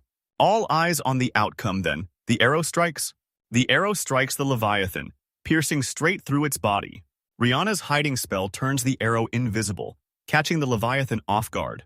The crew celebrates the hit, but Elvin shuts them down. It was only one strike. They rig the arrow with a reinforced spider silk and steel wire rope. He orders everyone to keep pushing. Dante let the Leviathan escape. He counts to 5 as the beast is reeled in. At the target, hidden sea golems fire their wire-linked hands. Bound from all sides, Leviathan fought back hard. It's even shattering the gears. They won't last much longer. They signal Heel to move and reload the heavy ballista, aiming for a final headshot. With the Leviathan threatened, golems and monsters erupt from its scales, swarming the entire area. Heel's stunned by a swarm of small sea stalkers. These parasites latch onto sea giants, hiding under Leviathan's scales the whole time. Deadly on their own, the parasites shattered Golem 1's hands. To stop the destruction, Heel ordered the sea stalkers shot down immediately. The massive horde swarmed the walls as the defenders fought desperately to keep them down. Meanwhile, Leviathan fights back, toppling even more golems. Heel's blindsided. Suddenly, Leviathan's back horns surge, becoming even more monstrous. They knew this was way deadlier than the last ray attack. As expected, the horns launch and scatter, raining down like deadly arrows. He drops another shield and orders everyone behind him. Horns rain down, each packing enough power to level the wall alone. The shield barely blocks the horn, but just as they think they're dead, they were wrong. The Leviathan's tail was right in their faces. It happened so fast they couldn't even process it. The beast's massive tail slams down, obliterating everything in its path. Leviathan's tail strike boomed deep into the cave, reaching the hidden evacuees. Terrified by the noise, they prayed for it to end. Terrified of losing, the kids are finally back home. Their moms told them not to worry, Master Heel would fix everything. Leviathan's tail swipe obliterated the area, erasing it from existence. Luckily, the impact just sends Heel flying back. Shell catches him mid-air for a safe landing. He stands back up, alive only because Golems 6 and 7 protected him. He calls for the others, but only silence answers. Dust choked the air, and the silence meant they were in serious trouble. Small sea stalkers scale the wall too. They surround Heel, cutting his options. He knew sea stalkers invading the island meant total disaster. He blasted them back with thunder. His magic is running dry. His attacks grew weak. He was cornered. He tells Shell to run. Rihanna arrives, instantly shredding dozens of sea stalkers. Heel relaxed. Rihanna was safe. She swore nothing would touch Master Heel. He's relieved she's okay. Rihanna was just as relieved he was safe. Suddenly, arrows rain down from behind. They strike the sea stalkers and he turns. He looked back to see the others firing arrows to protect Heel. He's relieved they're safe, along with the goblins and golems. They ambushed the sea stalkers, following Princess Rihanna's lead, slaughtering every sea stalker they can. Elvin apologized for being late, but Heel was just relieved they were safe. The Leviathan's back on another rampage. One hit obliterates even giant golems. The beast is still up. Realizing the cornered, Heel triggers their final strategy. Rihanna warns it's too dangerous. He had to risk it. With the Leviathan this close to shore, this was his best shot. Worried, Rihanna clutches his hand, dumping her last drop of mana into him, ensuring he crushed the Leviathan. Heel takes matters into his own hands. As the beast lunges again, he blocked his mouth before the spell could fire. Hyal purposely baited Leviathan. He baits the chase, and Leviathan snaps. It's hunting Hyal for real, smashing through everything, even land. Hyal jumps on Tehran, ordering her to sprint to the Plan S location. He's on his own now. No backup. They just have to trust him to handle it. Elvin scanned the area he could still help. He grabbed the heavy ballista and hauled the rope. Varys warns him, the ballista winch is busted. They can pull the rope back. Heel's risking his life, and Elvin's warrior pride won't let him sit this one out. He strained at the rope with all his might, and Mappa jumped in to help. Leviathan coils around Heel, trapping him instantly. Suddenly, cannon fire blasts the Leviathan, and that orc ship from before just opened fire. A mithril arrow pierces Leviathan's eye. Elvin and Mappa teamed up for the shot. The path opens, and he charges ahead. He finally reached the trap zone. He raises his hand, signaling Riel exactly as planned. clairvoyance, and signals ahead. She hits the rock exactly as they planned, triggering a chain reaction through the cave, leading to Leviathan crashes deep into the cave. A pitfall massive enough to swallow a Leviathan. Heel dug a backup under the reclaimed land, just in case the ballista couldn't stop the beast. He smashed the support pillars, and all to lure Leviathan down here. Final step, he takes it head-on. He whips out a mithril pickaxe. He scattered hundreds of rocks everywhere. The crest offers mining, but he's using the power boost to slay the Leviathan. The monster blasts another magic beam. He dodges it, then he lunges at the Leviathan, smashing it with Cave King. The crest obeyed his command. He swung the pickaxe, unleashing the Cave King's full power. The mithril pickaxe becomes the ultimate god killer as his crest flares with light.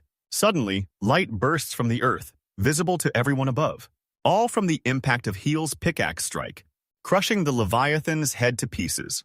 He lands a critical hit on the beast. The shockwave rippled through Leviathan's entire body.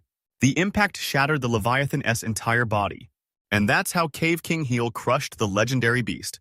He grabs the rope to head back up. The Leviathan's death scream roars through the cave. They hit the surface, warping the rocks. Their grip slips. He plunges blood. Blood spills from his mouth as he endures the deafening noise. Terran snags the rope again, saving him. Terran yanks him up as the cave collapses. Then, Rihanna leaps down to rescue Heel. She snags Tarn's thread and catches Heel midair. She told him to hold on until they made it out alive. He warns her hold on now, and she wants to make it out. She rejects him but tells him to keep fighting, vowing they'll make it out alive. More rocks rain down from above. Suddenly, a massive beast shadow looms before them. She flinched, but the beast held back. It grabbed them both and bolted out of the cave. Who was this stranger and why save them? Suddenly, a massive boulder blocks their path. The beast tells them not to worry and instantly shatters the boulder. They escape the cave alive. He asks who he is. The beasts are stunned. Humans actually took down Leviathan. The beasts were actually kobolds protecting their highness. They caught his scent and asked about the baby. Cobalt washed up on this island in a box. Elvin rushed to check on him. He spotted the kobolds and recognized them. They knew Elvin and Varys' old names and how their tribe was driven out. Ash and Hein were the Cobalt guards protecting Riel. Varys knows. These guards heard Alhamina's message, so the baby has to be here. Riel charges her, while Ash and Hein are relieved Riel's safe. Riel heals, and Ash and Hyna drop to their knees in joy.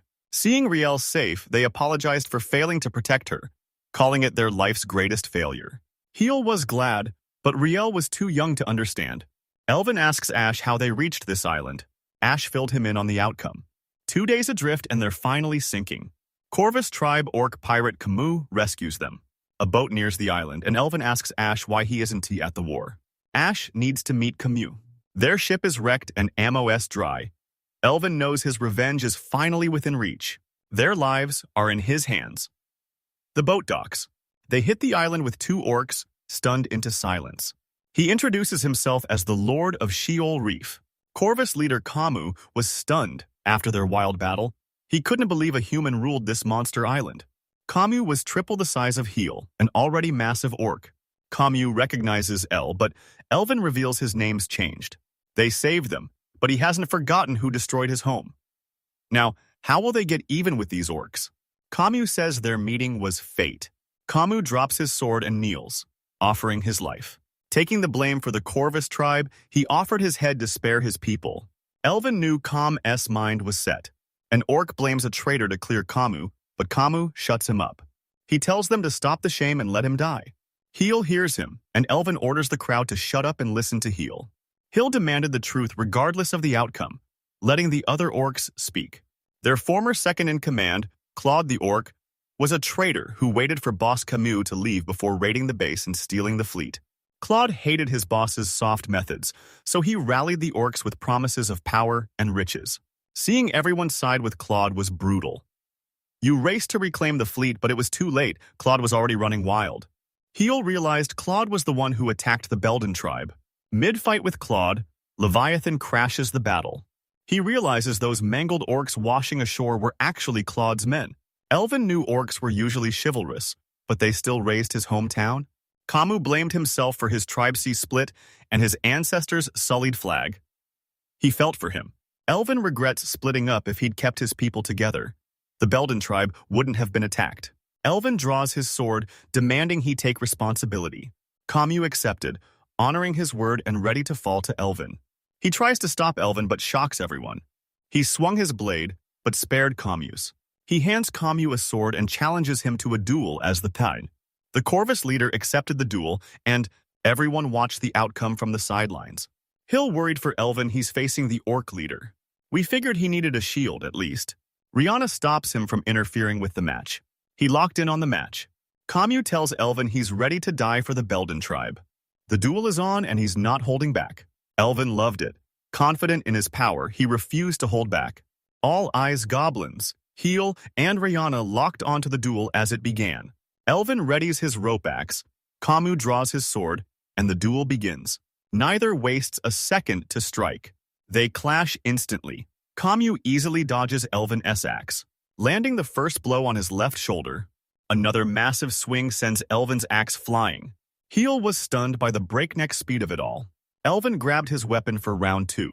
Camus admits no one's ever dodged his blade like this. He kept attacking, landing small cuts. Slashes rip across the elf's body. Namu's insane skills had Fula fearing for her father. Elvin rallies, cranking up his speed to strike Camus from behind. Camus saw the back attack coming. He's already got a counter, parrying the axe mid-swing. He parries mid-air, reflecting the strike back at the elf. Elvin's caught between his own axe and a Camus sword. He pulls a wild move, shocking the crowd. He lets Camus' blade pierce his hand on purpose, seal his sword skills, then shatter the blade. The battle became a clash of raw strength. Camus warns Elvin, "Don't trust his looks, he's still an orc." Orcs usually dominate goblins in a grapple. He is overwhelming Elvin as the battle intensifies. Elvin brushes off the talk, certain his power will make a joke of them. Orcs were far stronger than basic goblins.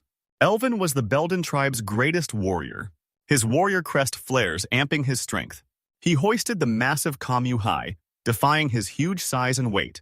Camus stunned. He can't believe a goblin just hoisted him up. Elvin slams Camus into the ground. Tossed around, he coughs up blood. He shatters the blade barehanded, ending the duel. The goblins idolize their leader, Elvin. He rushed to check on them. Elvin says Camus' fine orcs have thick skulls. Camus wakes up and admits defeat. He told Elvin to finish it now. Elvin shocks him, claiming Camus' life is his now and he won't let him waste it. Camus was left in total shock. Elvin declares himself the winner. He claims victory over the Corvus tribe, and the goblins go wild. He apologized to Heel for jumping ahead to show off. Heel knew Elvin's nature and thanked him. Hill lets Camus stay on the island to fix his ship. He let him rally his tribe. Camus agreed, promising to handle it without causing any trouble. Fula rushes Elvin and kicks him instantly. He howls in pain, demanding to know what she's doing. She leans in close, resting her head against him. Worried sick, she reminds Elvin to stop pushing his limits. With things settled, Camus takes charge and orders the orcs to greet him. Over 100 Corvus tribesmen just became his guests, leaving him worried and totally spent. Ash and Heine followed the queen's orders, now serving Riel's foster parents. Seeing the Beldens get titled, they wanted their own names too. He agrees, but warns sharing his crest as power doesn't make them his subordinates. He renamed Ash Ashton. Hina rises to Highness. He tasks them with protecting their comrades from now on. Things are getting hectic, so Varys starts prepping rooms for the newcomers. Suddenly, a sharp headache hits. He's still exhausted from before. Turns out he's got a fever.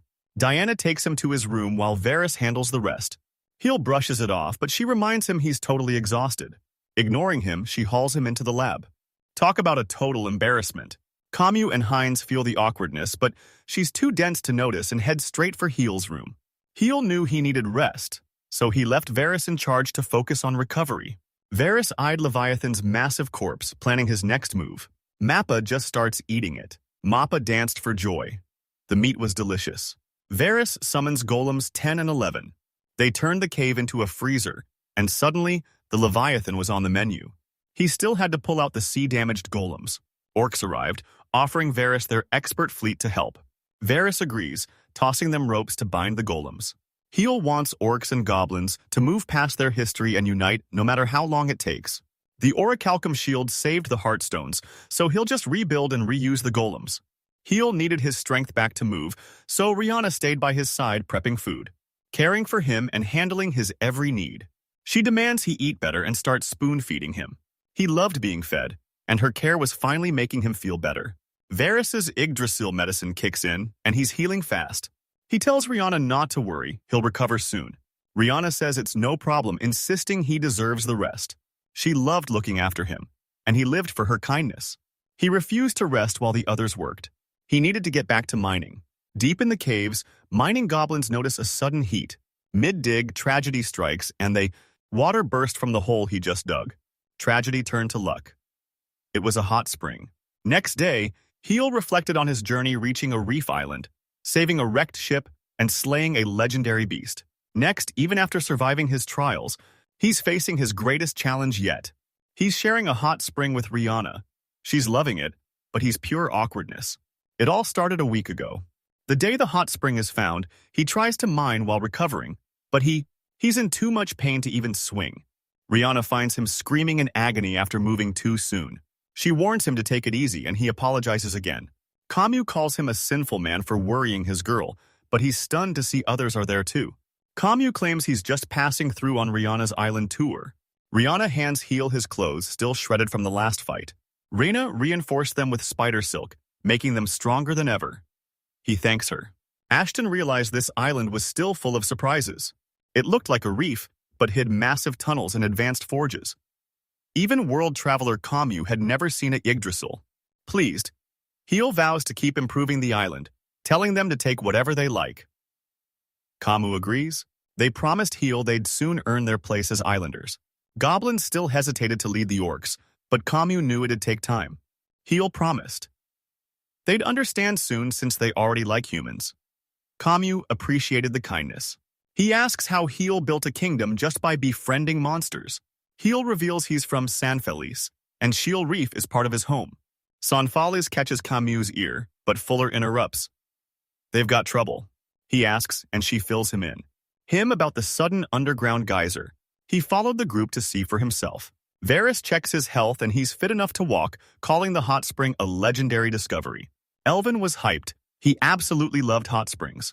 Fuller stayed cool, asking what they'd do if the hot spring flooded the cave. Goblin miners explain the accident, but the water wanted to stop. He asks Fulla for advice, but she's clueless. She's never seen anything like this back home. Hayal's first priority. Checking if this hot spring water is safe. Mappa suddenly dives in to enjoy the hot spring solo. Elvin's fuming. He didn't go first. Varys assures Hel the water's safe since Mappa's fine, promising a deeper look later. Hel's just glad for the help. He asks Mappa how to move the water outside. Varys warns it's tough. Most water flows down mountains, but this spring is buried deep in a cave. While chilling, Mappa gets an idea. He sprints to the blacksmith. He shows Heel his new designs. Use the workshop to carve stone molds and forge iron supplies. They get to work as Heel pulls ores from his inventory. Camus watched in awe as the team forged iron pipes from the molds. Next, Mappa upgraded golems 8 and 9. Now they blast fire beams from their arms. He melts the edges to fuse the pipes together. The massive project to bring hot water to the surface begins. Mappa built new tech to blast water out of the cave. Refusing to waste water, he ordered Camus to build a massive public bath on the surface. He wanted to chip in on the project too. Rihanna blocked him, so he let the others do the work. A week later, construction's finished. Only one step left, bring that hot water to the surface. Camus loved the massive bathhouse but doubted the water would reach. He'd never seen tech like this actually work. Mappa finished the machines and the golem. Ten's wind. Magic powers the underground device. On the surface, Mappa fires up the machine and it slowly grinds to life. Everyone watched eagerly as water poured from the linked statue. Surrounded by pipes and machines, it stalled at first. Mappa slams his hand, and the point. Scalding water gushed from the statue's mouth. Heel smiled at the results as Fulla and Elvin rushed to the hot spring. You politely let Elvin take the first bath. They had time, but he's cut off mid-sentence. Elvin kicks him flying into the bath. Camus rattled by the fall, but Elvin ignores him and orders everyone to the bath. He tells them to wash up instead of diving in like orcs, but they just kick him. Goblins and orcs hit the hot springs together to unwind. erasing their exhaustion. Elvin mocks Camus, calling him weak for tiring so easily, really offended over his beautiful body. Another orc asks Elvin if he's told Camus about his body. He flexed his perfect body with pride, but while Aston and Highness cared for Riel, they discovered the truth. Riel was actually a princess. This time, Heel arrives, stoked to see everyone having a blast. He hears Elvin warn Fula to stay out of the hot springs. This shifted Heel's focus to another major issue. He forgot to separate the male and female baths. He realized no one cared. Everyone was just bathing together like it was totally normal. Shocked by the naked women, he asks Varys why they aren't separated.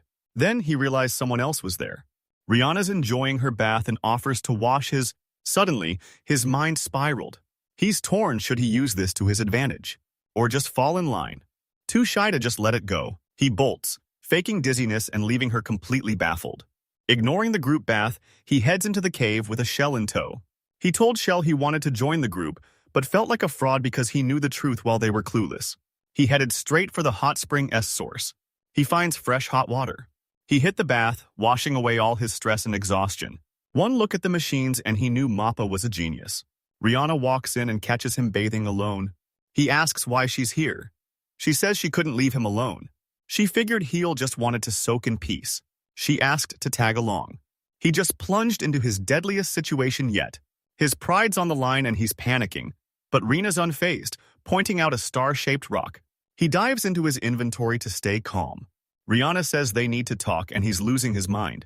He wondered what she'd say now that they were alone. She confessed she's still torn over the Belden tribe's feelings toward the orcs. She felt guilty Camus wasn't to blame, but the goblins were scarred after their homes were destroyed. She was just glad the Belden and Corvus tribes were finally working, eating, and hitting the hot springs together. She was thrilled to be together as he told her she shouldn't apologize. He knew firsthand how hard it is to escape your past. He showed her the island, where goblins, slimes, spiders, golems, kobolds, a naked old man, and a human all lived in perfect harmony. Relieved, she leans against his back and instantly drifts off. Blindsided and panicked, he's ready to bolt. He remembered Rihanna's non-stop grind since the Leviathan fight. Despite her own exhaustion, she'd been tirelessly healing him and everyone else. Deeply grateful, he thanked her silently and stayed still to avoid waking her. She woke up and apologized for dozing off. Dizzy from the blood rushing to his head, he still loved the long hot spring soak. He realizes he's finally back to his old self, fully recovered. Mining again, he sheds tears of joy while Fula and Rihanna celebrate with him. Camus visits to congratulate his full recovery. And he asked for a moment to talk. They hit the open air. Camus gifted Heel a scroll as a surprise recovery present. Heel opens it to find a harbor diagram. He asks if he built it. He says Varys ordered it, turning the reclaimed land into a harbor base.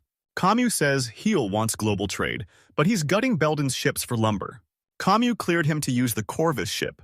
After fixing the damage Leviathan caused, they still need a proper harbor and dock. He went overboard and made the designs insane. He'll realize it beats the kingdom's facilities. Camus finally noticed Heel was from San Feliz. Exiled as a failure, San Feliz' 17th Prince Heel is finally comfortable with his past after opening up to Rihanna. You felt sorry for him. Then, Heel lives here now. No humans visit, so he's upgrading the island. He talks construction with Varys and Mappa, but Camus still wasn't sold on his own plan. But seeing Heel's insane wall-building speed, filling the land inside, he's shocked. Elvin says his boss is a powerhouse, proving the king of Cave Crest's absolute power. He knew this was the way to build the perfect harbor. He lays the foundation and asks Camus to supervise the build. Varys agreed Camus was the perfect fit. Camus gladly agrees to build an epic harbor. He also gives him golems for backup. Golems, 1 through 7 are back. Rebuilt after Leviathan S attack and ready for work. Setup complete. Next step, mine stone for the harbor. He finally returns to the mines. He's stoked to be mining again. Fuller cheers him on, but not using the Mithril Isaacs, but he's just swapping to a smaller, easier set for now. Final, she notices he ditched the Mithril Isaacs. Aston and Highness tell Riel to stay back in the safe zone. Riel's being a handful, so he dumps her on them for a bit. Fula warns if Riel can to help, Highness works instead. Highness hits the mines, but Fula mocks his ice axe skills, He tells her to knock it off. Ashton brushes it off, telling him to thank F instead. She welcomed the new recruits and taught Heinz the mining ropes. Heinz caught on fast, using his insane strength to master mining in record time. He was soon rivaling Fula. Heel was hyped to see their ranks swell, feeling the rush himself. Ashton gets back to work too. Riel activates clairvoyance and points it out. Highness and Fula were loving the massive ore haul, but Ashton alerts Heel. He's found something strange. Highness and Fula are stunned as Ashton pulls ahead with Riel's help. They investigate the spot and find a mysterious orichalcum box. Full thinks its size makes it a coffin, but Ashton isn't convinced. He grabs another stone and checks his ore guide. This new stone teleports you instantly between points, and its size determines the range. He discovers matching stones act as portals to each other. Fuller points to a hollow spot shaped exactly like the stone in his hand. He slides it into the hole, a perfect fit. The hollow box glows, shocking everyone. The stone-powered teleporter is now active. Fulla wondered if it led anywhere. Ashton feared where this was leading. They debated sending a golem, careful not to make a reckless move. Mappa hit the device and teleported. Everyone noticed Mappa vanish from the device. Everyone's stunned. He orders them to stay while he hunts Mappa, but Ashton stops him and volunteers to go instead. Riel uses clairvoyance to reveal Mappa's location. One look and they're hyped to rush in. Deeming it safe, Heel moves in and tells Shell to fetch Varys. Riel dives into the teleporter, Fola right behind. Ashton and Highness pile in, cramming the device to the limit. Heil warns they don't have to go together. No one would leave, and they were all stuck. Suddenly, everyone's teleported at once. A second later, they're spat out the other end. They enter a massive hall packed with hundreds of thousands of books. They couldn't believe their eyes. Was this place even still Sheol? He confirms they're still on the island. This room looks exactly like the others with change stones and golems. The massive, terrifying place was completely deserted. Highness tells Heel that Mappa's pulling ahead. He urges him to leave now. He agrees and tells him to lead, but after tailing Hainas for a while, they arrive to find Mappa lying in a pool of blood. He bolts to Mappa, fearing an attack. He realized the reason was stupid. Mappa just had a nosebleed from seeing him, a book packed with hundreds of lewd pictures. Mappa stands and spots a book. It held the secrets of the Cave King's crest. He tells Mappa to hurry, but Mappa can read. He ditched the book and chased the others. He returns to find Shell successfully brought everyone else back. He asks Varys for any good books. Varys couldn't read the language or heal. Kamu's hyped. Things are finally getting adventurous. Teleporters, a massive library, and ancient ruins. After everything on Sheol Island, he knew treasure was waiting. He suggests exploring the island, but warns everyone to watch for crumbling ruins and golems. Next, they scour the library. Fulla calls him over to show him a picture book she found. He reveals a detailed drawing of a massive town. Heel wondered which town this was. Those buildings looked familiar. Rion points out. The mountain looks exactly like the shield. It was a different size than Sheol and way cuter than it is now. He notices her locked onto something. He follows Shell's sight and finds a massive woman statue. Rihanna calls the statue a beautiful goddess. Heel suspected the statue was an ancient god once worshipped by Sheol's people. He's stunned. Even the kingdom has no records of these ruins. Are there more secrets hidden in Sheol? Scouring the library, they looted heartstones and magic stones from fallen golems. The place remained a total mystery. Varys offers to decipher the books, but he noticed the echo off the back wall sounded wrong. She taps the wall, proving she was right. She heals him and points out a hidden opening behind the wall. They scouted the area but found no way in. Fuller asks if she should just dig. He finds the spot and signals Fula. She carefully strikes it with her ice axe. Her gut was right. She checked inside. He tails her to check for himself. He actually congratulates Fuller for that hidden play. Jackpot.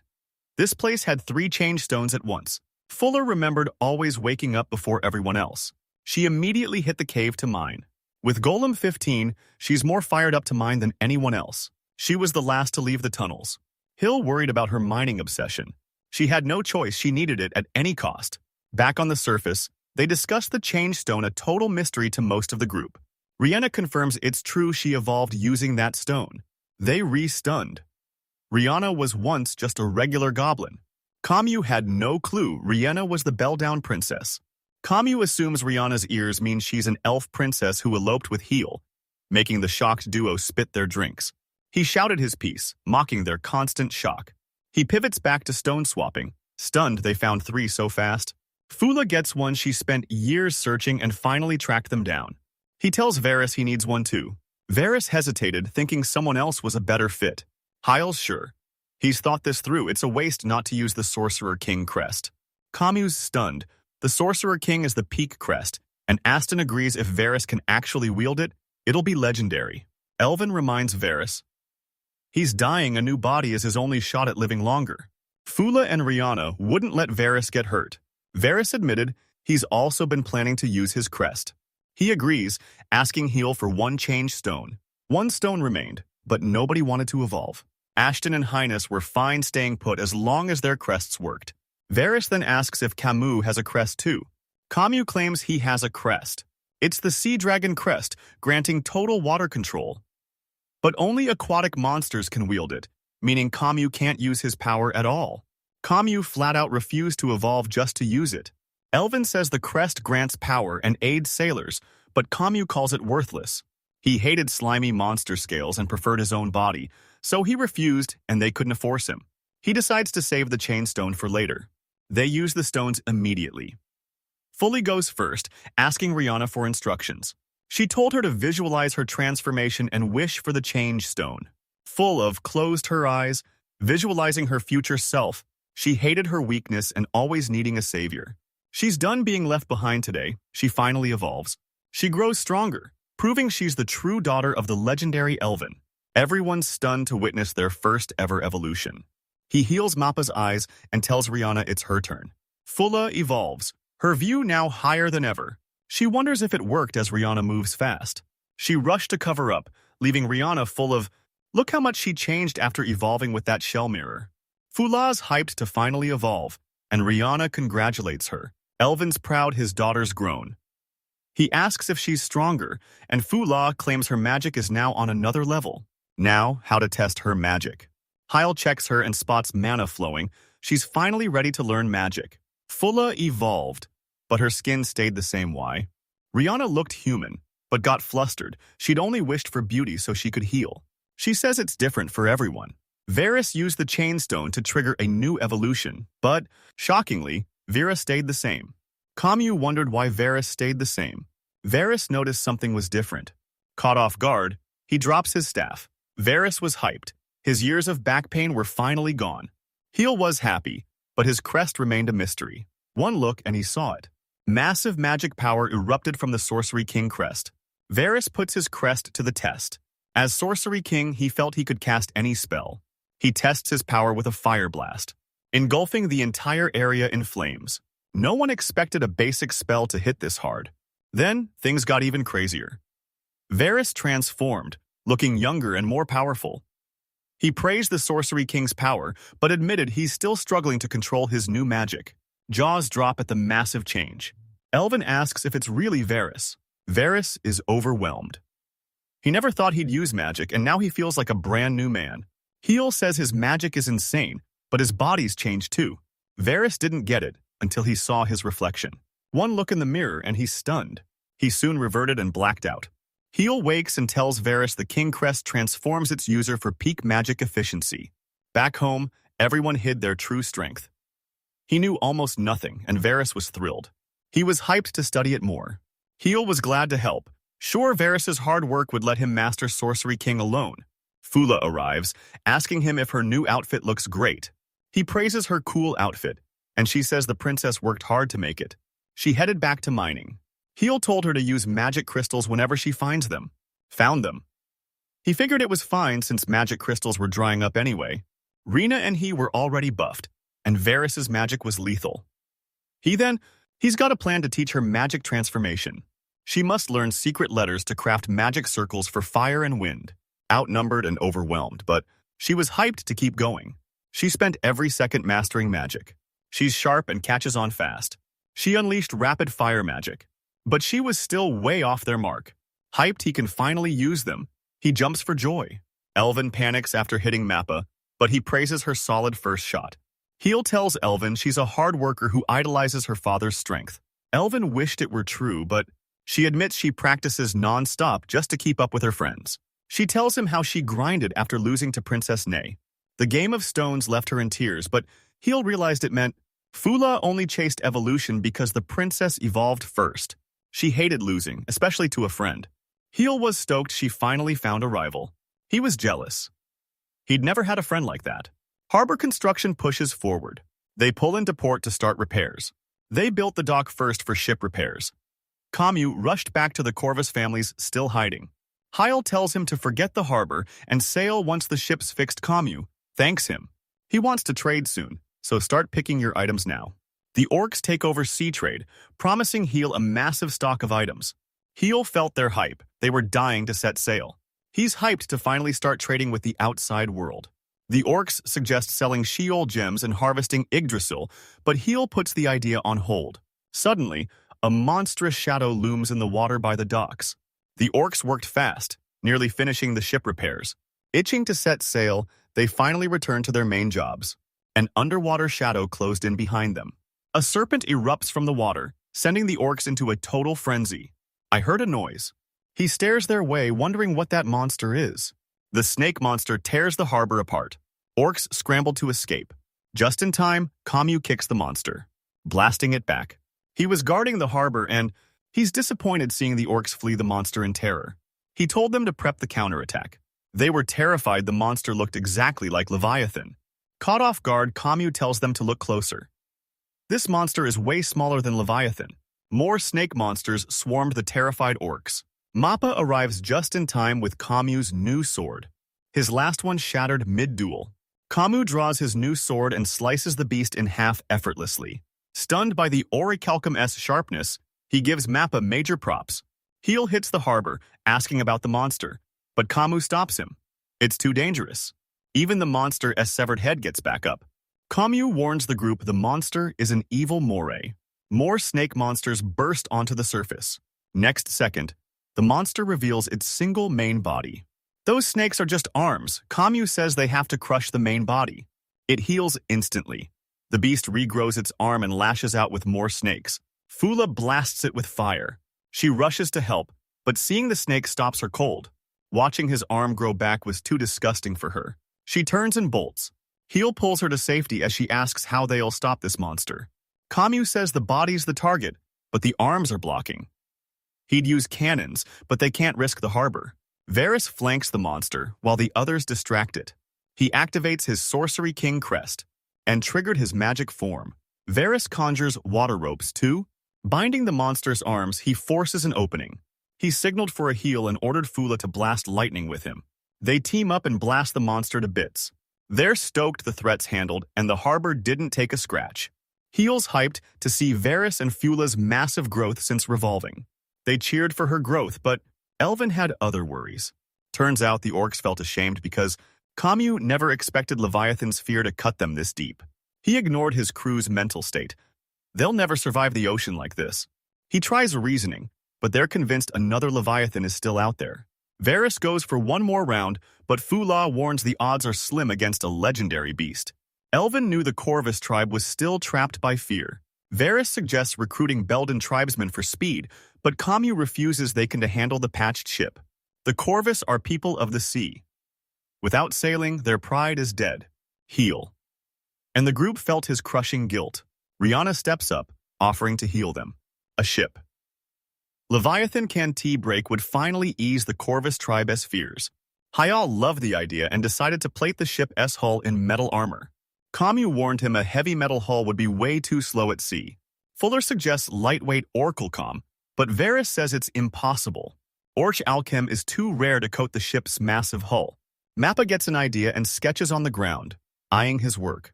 It was a drawing of the Leviathan, plus another creature resembling Leviathan. Varys knew exactly what Mappa meant. They headed to the Leviathan's corpse. Taking down a beast like this felt incredible. Leviathan's scales tanked cannons, and magic standard weapons couldn't even leave a scratch. He draws his Mithril Isaacs, unleashing the Cave King's power. He mined Leviathan's scales. Deceptively light scales make this massive beast incredibly fast. Later, he processes the scales. Mappa melts the Leviathan arrowheads to forge mithril tools. Mappa and Kamu teamed up to reinforce the exterior and overhaul the infrastructure. They're maxing out scale defense without sacrificing speed or toughness. Construction begins in orichalcum frame, Yggdrasil wood for the mast, and Leviathan scales for armor. Now, they're focused on building a ship for the Corvus tribe. They watch the ship take shape. That evening, Heel tells Camus dinner was close, and he promised to arrive soon. Camus sees the respectful burial Heel gave their fallen comrades and is filled with deep gratitude. Camus breaks down the last 100 years for Heel. One man united the war-torn orcs and led them to the sea. Camus, a Corvus tribe hero orc, built a massive fleet solo that could crush an entire nation's army. Since then, Corvus leaders passed that name down for generations. Camus' turn was a disaster. Traitors infested his tribe, and he couldn't rally his people back to the sea. He pitied him, then reached out.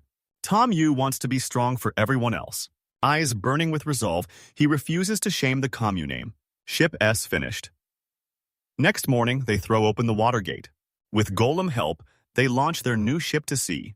Clad in Leviathan scales, it was the toughest ship yet a total beast. Fula and Ashton gawk at the ship, but Heel's worried about something else. Rihanna noticed the Corvus looking nervous. Camus announces the training test and rallies his crew to get hyped. He noticed they were still acting suspicious. He closed his eyes, certain of his plan with Heel. Signaled the go-ahead. Bill trusts Camus to take over. He summons Golem 16. Everyone was baffled. A massive shadow looms beneath the surface. It surfaced right in front of the Corvus tribe's new ship. The lookouts sound the alarm something's ahead. The crew wondered, was it a monster? Golem 16 emerges, a massive snake-like monster. Exactly what the Corvus tribe feared. Mistaking it for Leviathan, 16 blasted them with magic. Their ship tanked the magic attack effortlessly. Mistaking 16 for a Leviathan, the panicked crew begs Camus to flee. Camus quickly calmed them. The ship didn't even flinch. He tells them to stay calm and watch their opponent closely. They turn to get a clear look. It was solid rock. On land, everyone's wondering, why is a Leviathan-shaped golem attacking them? He told them to stay out of it.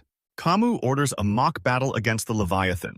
The crew's terrified of the giant Camus reminds them they were once invincible warriors, but after the Leviathan crushed them, he gets their fear.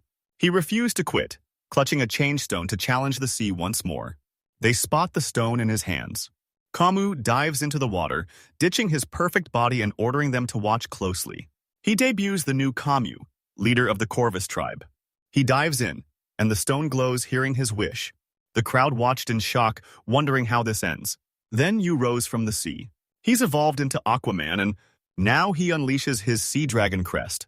He rocketed through the water, charging straight at Golem 16. 16 blasts it with rays. Camus effortlessly dodges using his aquatic powers. He blurred across the water, practically flying. Even Camus is stunned by the sea dragon's insane water control. He's taking 16 head-on.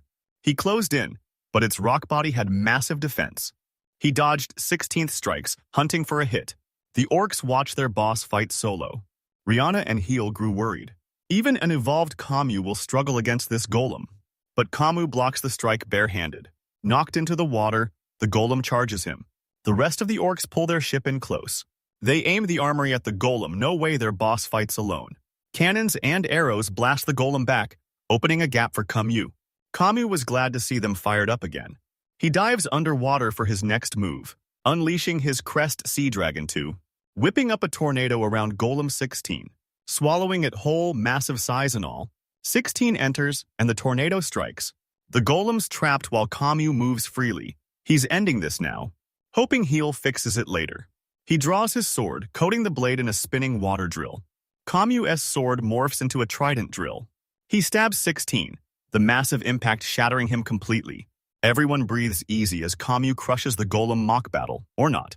The orcs honored their captain for sacrificing his aging body to save them. Once things settled, everyone headed back to the harbor. Heel welcomes Camus and the orcs. He told Camus he absolutely crushed it. Camus credits his crew for the win. He felt their crushing doubt in his crew's strength. He apologizes to his crew and asks if they're still down to conquer the seas. The orcs followed him eagerly. No need to ask, he's the boss.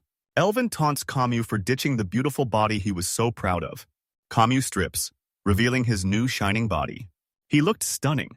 certain he'd reached a new peak of beauty. With the perfect ship and crew, he knew their voyage was guaranteed to succeed. He agreed too. Camus spent a week tuning the ship while Heel and Varys picked their trade goods. The day before setting sail, the Corvus tribe went all out at a massive farewell feast.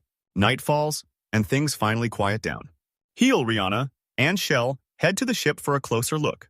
She asks if he likes ships. He says no, but he's always been obsessed with the world beyond their ships. Rena asks about sailing someday, but he hasn't a thought that far ahead. Still, just a fantasy he never fit in back at the kingdom. Settling into Sheol with the group finally felt like home, making Rihanna ecstatic.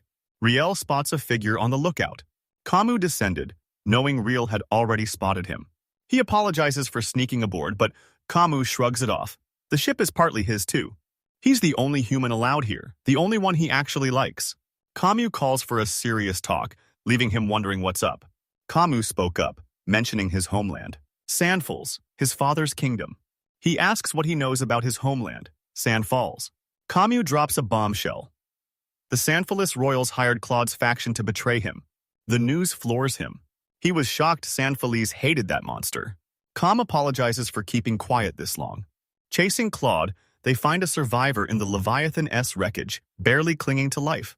With his final breath, he revealed their mission. Crush the nearby monster tribes for massive rewards and the backing of Burleon's strongest nation.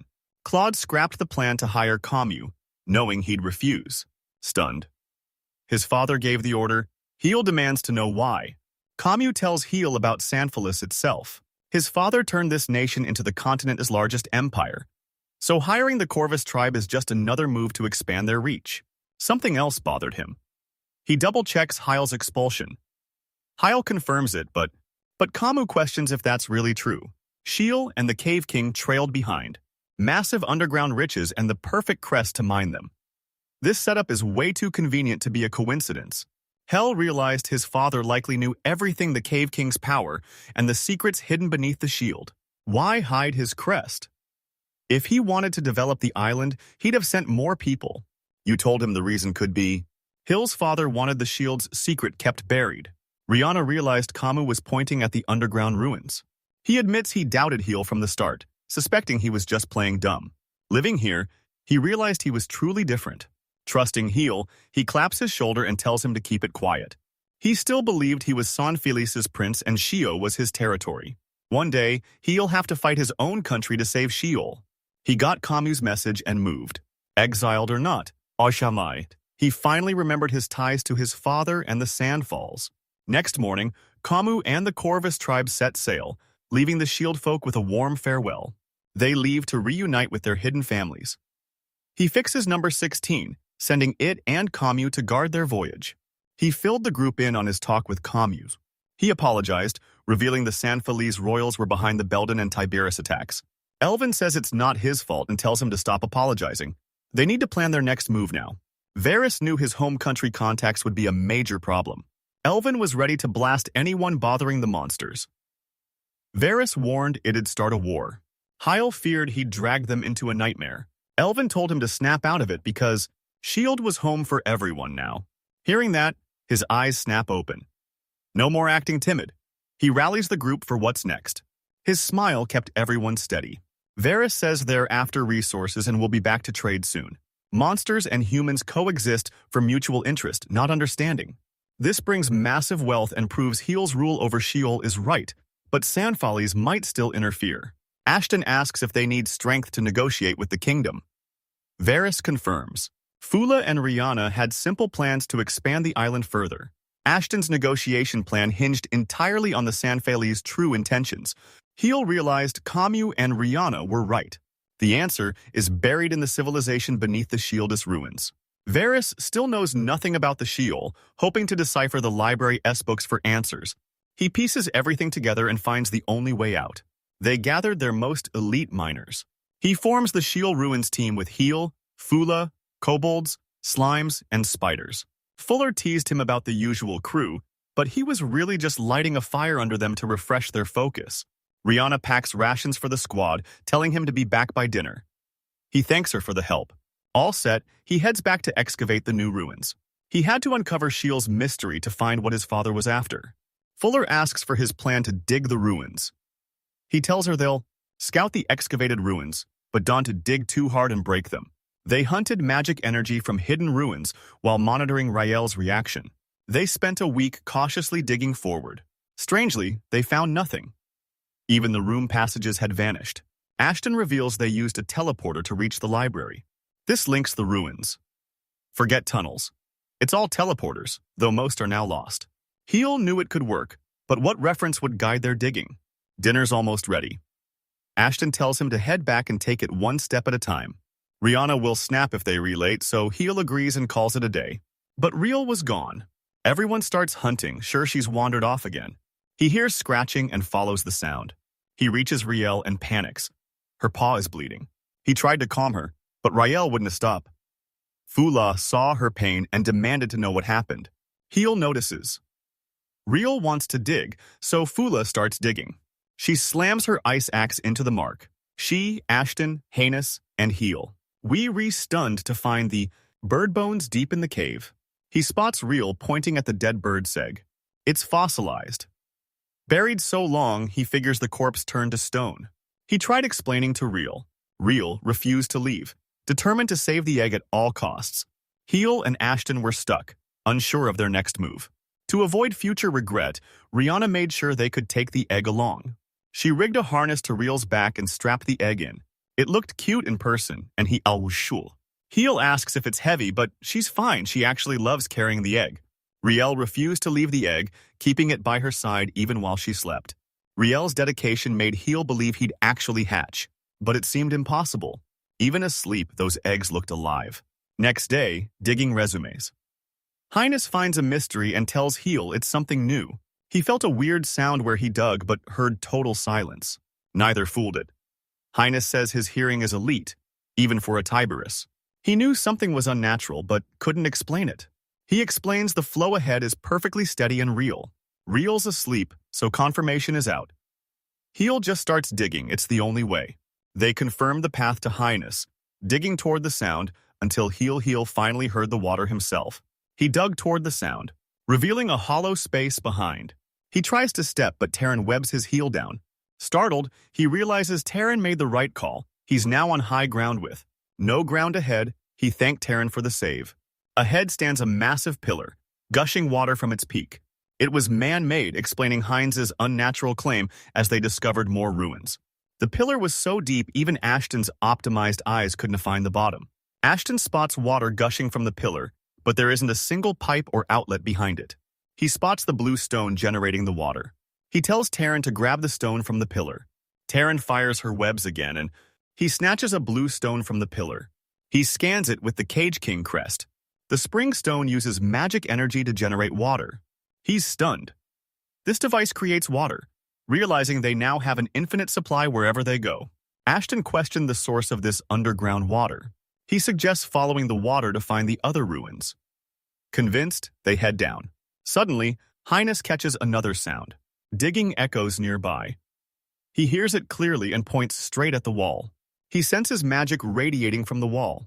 Magic leaking from the wall just put everyone on alert. The mysterious digging closed in.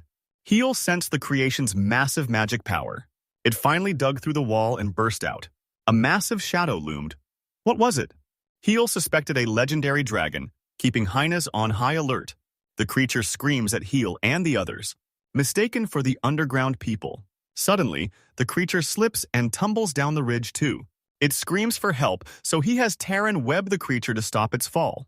Heel, Ashton, and Highness try to save it, but it's too heavy. At this rate, it's going down and taking them with it. He told them to hold on. He backed away, using his crest to process the rocks, creating footholds on the wall right under the creature. Fulla and the others lose their grip on the spider rope. The dragon safe on the support's heel orders it to scale the rock stakes. Fulla's stunned.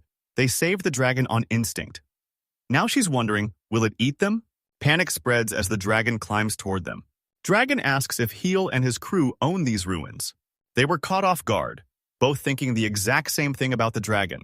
Back on the surface, he finally feasts after months of starving to save every scrap. He learns the dragon's name is Royden. He's actually an earth dragon. Harris is stunned to see a legendary dragon in the flesh. But Fu-La realizes the beast looks nothing like the myths. He asks Royden if the underground ruins are his. Royden reveals he's from the Elto continent, a place no one here has ever heard of. Royden's land is a volcanic hellscape of flowing magma, where territorial dragons once battled for dominance. He asks if Elto is near. Royden claims he dug east through the ocean floor for a month to get here. Heel's stunned. Royden dug from the ocean floor. Royden admits he was terrified of these strangers at first, but thanks Heel for saving him. Heel's fuming over losing the digging scale, and Royden keep telling them they think he's talking to them. Turns out, he's just using telepathy to speak. He asks if he can read hearts.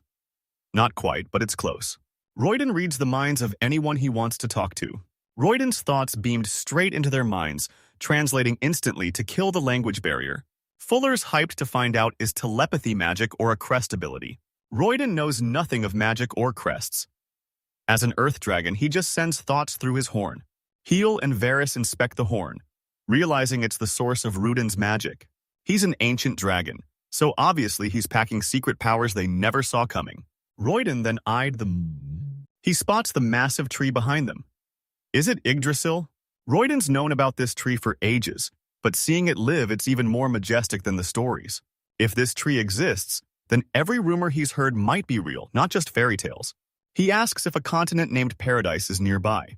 Heel's skeptical, but Royden describes a Far East continent where humans, monsters, and diverse races thrive in a lush, cultured paradise. Royden spots a small island exactly like the rumors described. He wondered if it was the Burly continent, but Rihanna was just as clueless. Royden doubted the truth, so Varys asked if he was looking for a new home. Royden declines. He's after something else. Meeting Heel and the others might just be a lucky break. He sets his basket down and calls everyone over to look. They went to verify his story. Royden unlocks the basket, revealing rare treasures from distant Elto. Royden the merchant reintroduces himself, showing off his incredible items. Heel never guessed Royden was a merchant. Royden says war killed his business in Elto, so he's expanding here in Sheol. Royden reveals dozens of new items, but his basket is the real shocker. It's a Yojigun lizard stomach that compresses everything inside, and the loot is stunning, all forged from the vase was scales, the knife was nails. All premium dragon loot. Heel finally understood why they were so rare. Dragons are almost impossible to find. Ruden heals the fire dragon and wyvern eggs.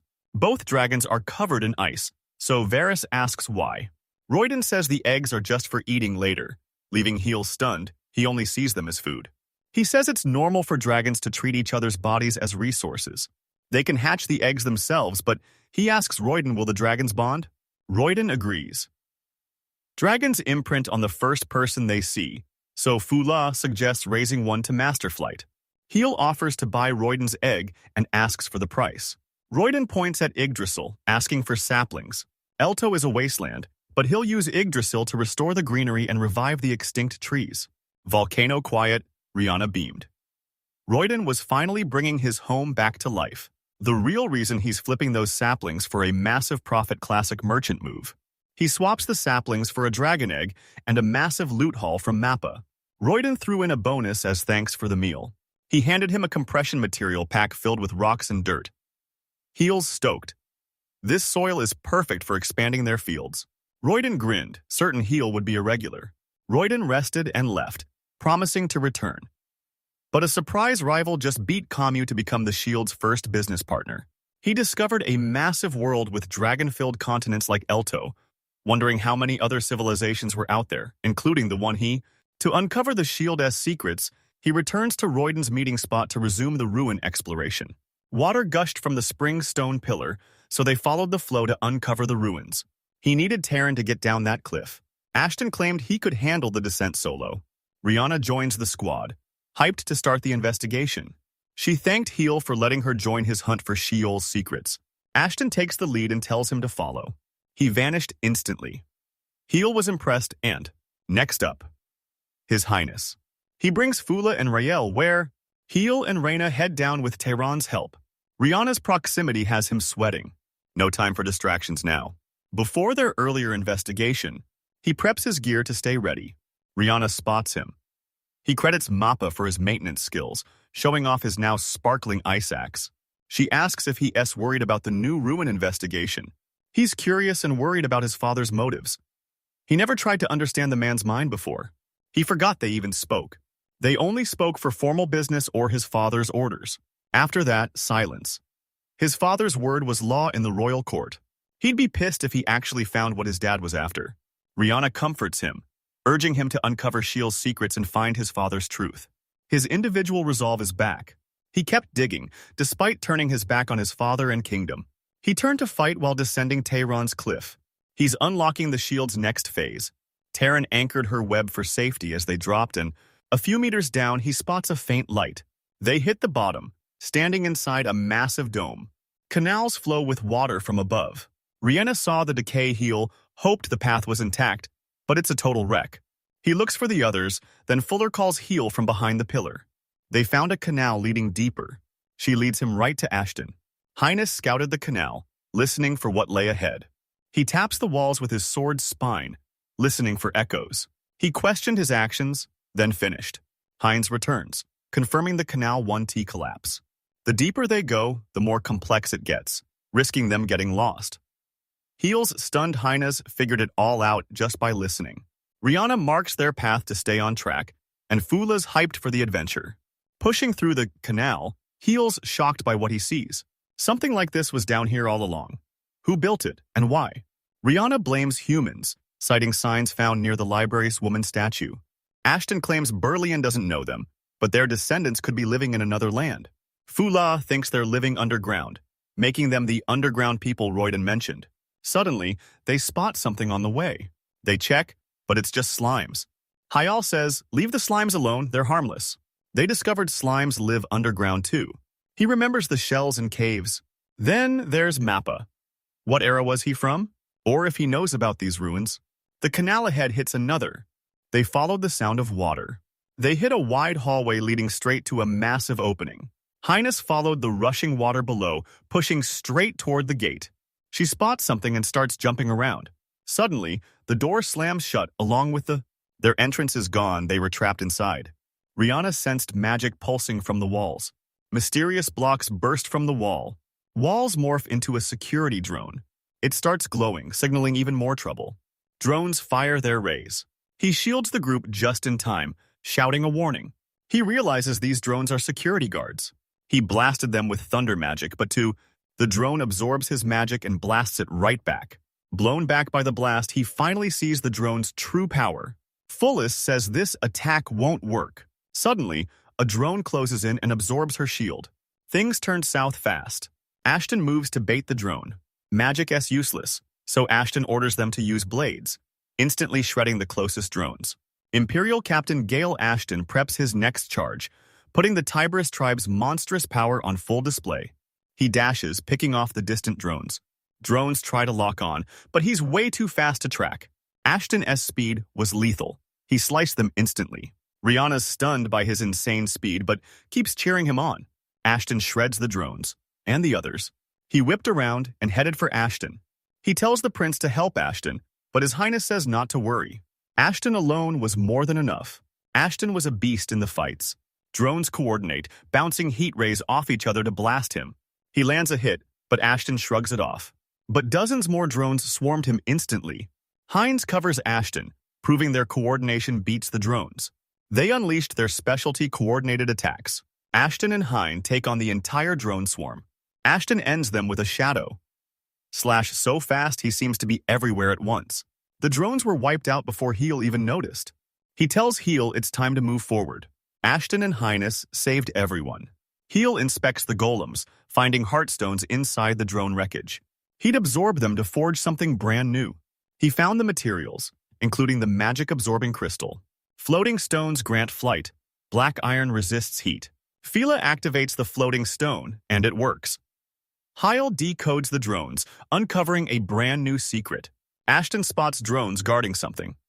Hyla agrees they're checking it out. Suddenly, the door ahead swings open on its own. Ashton senses something behind the door this time. A golem bursts through the door, and things just got way worse. A new opponent appears, but everyone saw it coming. Heel spots the heartstone inside it's another doll. This golem was a lethal night horse hybrid. Ashton warned everyone, don't blink. Suddenly, the golem speaks a strange language. Hill's shocked it spoke, but he can't understand a word. He doubted talking golems were real, but Fula dismissed it as pure gibberish. Rihanna thinks the golem language matches those library books. He tests the golem's intelligence, telling the beast he's from the surface. The golem couldn't understand a word. It draws its sword, magic surging from its arm. Rihanna and Fula are dazed. Highness warns them to stay back.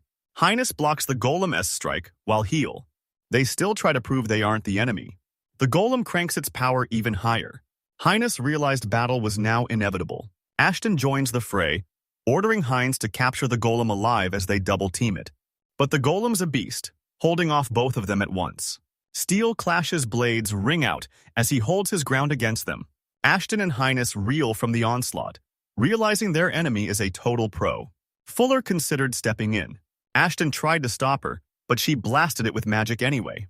The golem raises its left arm, revealing the absorbing crystal. It tanks her hit, she says. Sorry for the extra trouble, Ashton already guessed it. The golem morphs its arm into a crossbow. Fired a fire magic arrow. The bow alerts everyone and he drops instantly. They conjure a boulder, instantly blocking the arrows. He ordered them to take cover as the golem's assault continued. The golem lunges, spear arm aimed right at them. It shattered the boulder protecting them. Everyone dodges the impact. He soon realizes this monster is on a whole different level than any golem or doll they've faced. Ashton knew they were too naive to catch it. We stepped it up, using Phantom Dash to move like the wind. But the Gola reads Ashton's strike perfectly. It strikes fast, but Ashton catches the blow on his blade. He's stunned. The golem is actually matching his gale force speed. He's back, but the golem charges them both. They feel the next strike as tension before it even lands. It blitzed Heel, Rihanna, and Fuller with blinding speed. Ashton and Hines are being pushed back, and they're powerless to help. He hatches a plan while Highness and Ashton buy time while he's plotting with Rihanna, certain their plan will work. Seeing the situation unfold, they launch their plan instantly. He asks Riel, who'd been snoozing in his bag, use clairvoyance to spot the waterline. He spots it and shatters it with his ice axe. Waterline destroyed. Ashton and Highness sense the impact behind them. Water floods the area, rising past their feet. Next, he ordered Hines and Ashton back to the walls. Suspended over the grove by Tehran's webs, he, Rihanna, and Fuli flash freeze the entire water surface. The golem leaps from the water, dodging the freeze. Instantly, the entire area froze solid. That heel was aiming straight for the hooves, not built for moving on ice.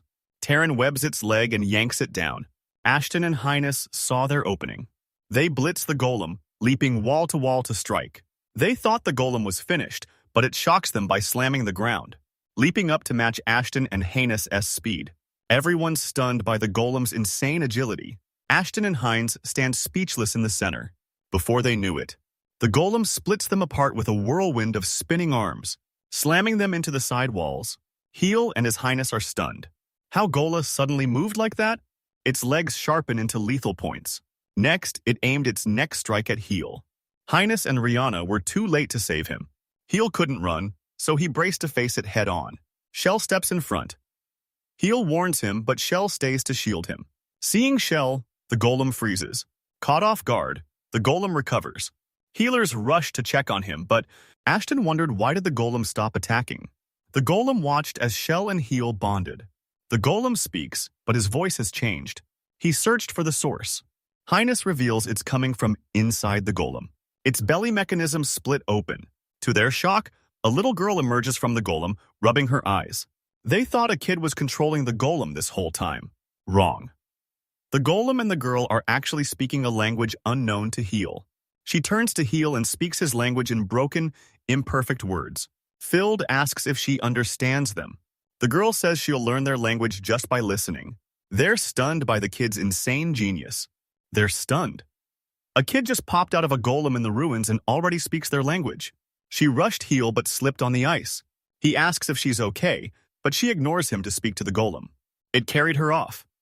She spotted the canal hole and barked orders, halting the water flow for a moment. Her next command sends more dragons into the sky. Drones burst through the door ahead. Thinking they were backup, the kid names the drones Argo and orders them to stand down. He realizes it's their name, and the drones use magic to repair the canal. They realized she was the one commanding the dolls. The kid asks about the Argo, realizing they were the ones who destroyed it. He apologizes, insisting he had no choice. The kid listens, realizing they're from the surface. He even apologizes for wrecking the ruins. He needs to know why his dad sent him here, so he grills the kid for info on these ruins. She finally realized she'd been living underground this whole time. Heel didn't see that coming. Now she knew for sure she was in ruins. She'd been asleep for ages and had zero info on where she was. Sensing her memory loss, Heel asks who she is and why she's guarding the ruins. She says protecting this land is her duty. That was her only memory. Meanwhile, Fuller shivers and sneezes, apologizing. The freezing cold left her no choice. He asks the kid to move. They agree, and that's their own fault. The kid asks why the slime shell Cavo protected him from the Bolshan S attack. Bolshan, the golem who cornered Ashton and Hines earlier. He calls it Shell, a friend who has saved his life countless times. The kid obeyed and dared them to follow. He asks what they should call her. She didn't get it, so he asks what the Bolshan called her. Named Heel, he introduces the others. She knew names set them apart. She told them to call her Nona. Rihanna and Heel greeted her. Nono points out his strange feature, the Cave King crest. They reach the door and step inside. More Argos activate, but Nona orders them to stand down. She promised Argo won't attack while they're with her. Fuller asks Nona her language, but she has no name for it. She only ever spoke to Bolshian. Fula asks if she's lonely, but she brushes it off, viewing people as mere manpower in her cold, systematic world. Rihanna and Heel are stunned. Nona is mastering Balian at record speed. Fuller suggests the library since Nona can read them, but Nona tells them she's stuck here. Fula welcomes her, promising Sheol's secrets could restore her lost memories. Nona must protect this place despite her memory loss. If she leaves, the golems will go berserk. Rihanna offers to bring books next time. They hit a massive door. Nona says the main area is just ahead. Highness catches a scent ahead. Heel couldn't believe this was underground. He was totally baffled. Nona commands the gate open. The gate opens and a blinding light bursts out. Everyone's jaws drop as the Altinin. The view ahead was straight up otherworldly. Lush greenery everywhere. Were they actually outside? Fish even swam in the river. Heel glanced up, confirming they were truly inside the ruins. He spotted a massive sunstone. Rael barks with joy, spotting even more slimes. Even golems showed up, but they're just caretakers, keeping the grounds perfectly manicured. Nona warns them. Don T spook the Cavo. Heel asks if she minds the slimes too. She says, guarding the Cavo is her job. Heel remembers and asks Nona who assigned her this duty. She doesn't even know herself.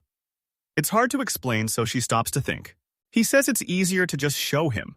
She leads them through a stunning tree tunnel as they soak in the view.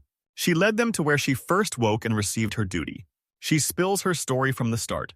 She wakes up in pitch black, blind, and trapped in a tight space. Then, she stepped into a brighter world. She opens her eyes to find Bolshan kneeling beside her. Next, she spots a woman's statue. She leads them to the statue and they're stunned. It's the same woman from the library. He asks Nona who she is, but she remembers nothing. One look and her duty was clear, protect her.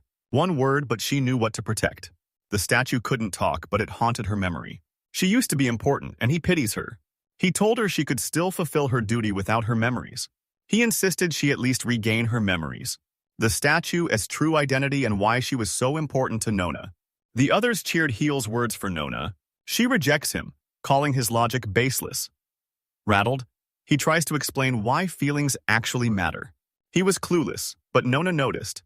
She turns back to the statue and approaches. He follows, asking what happened.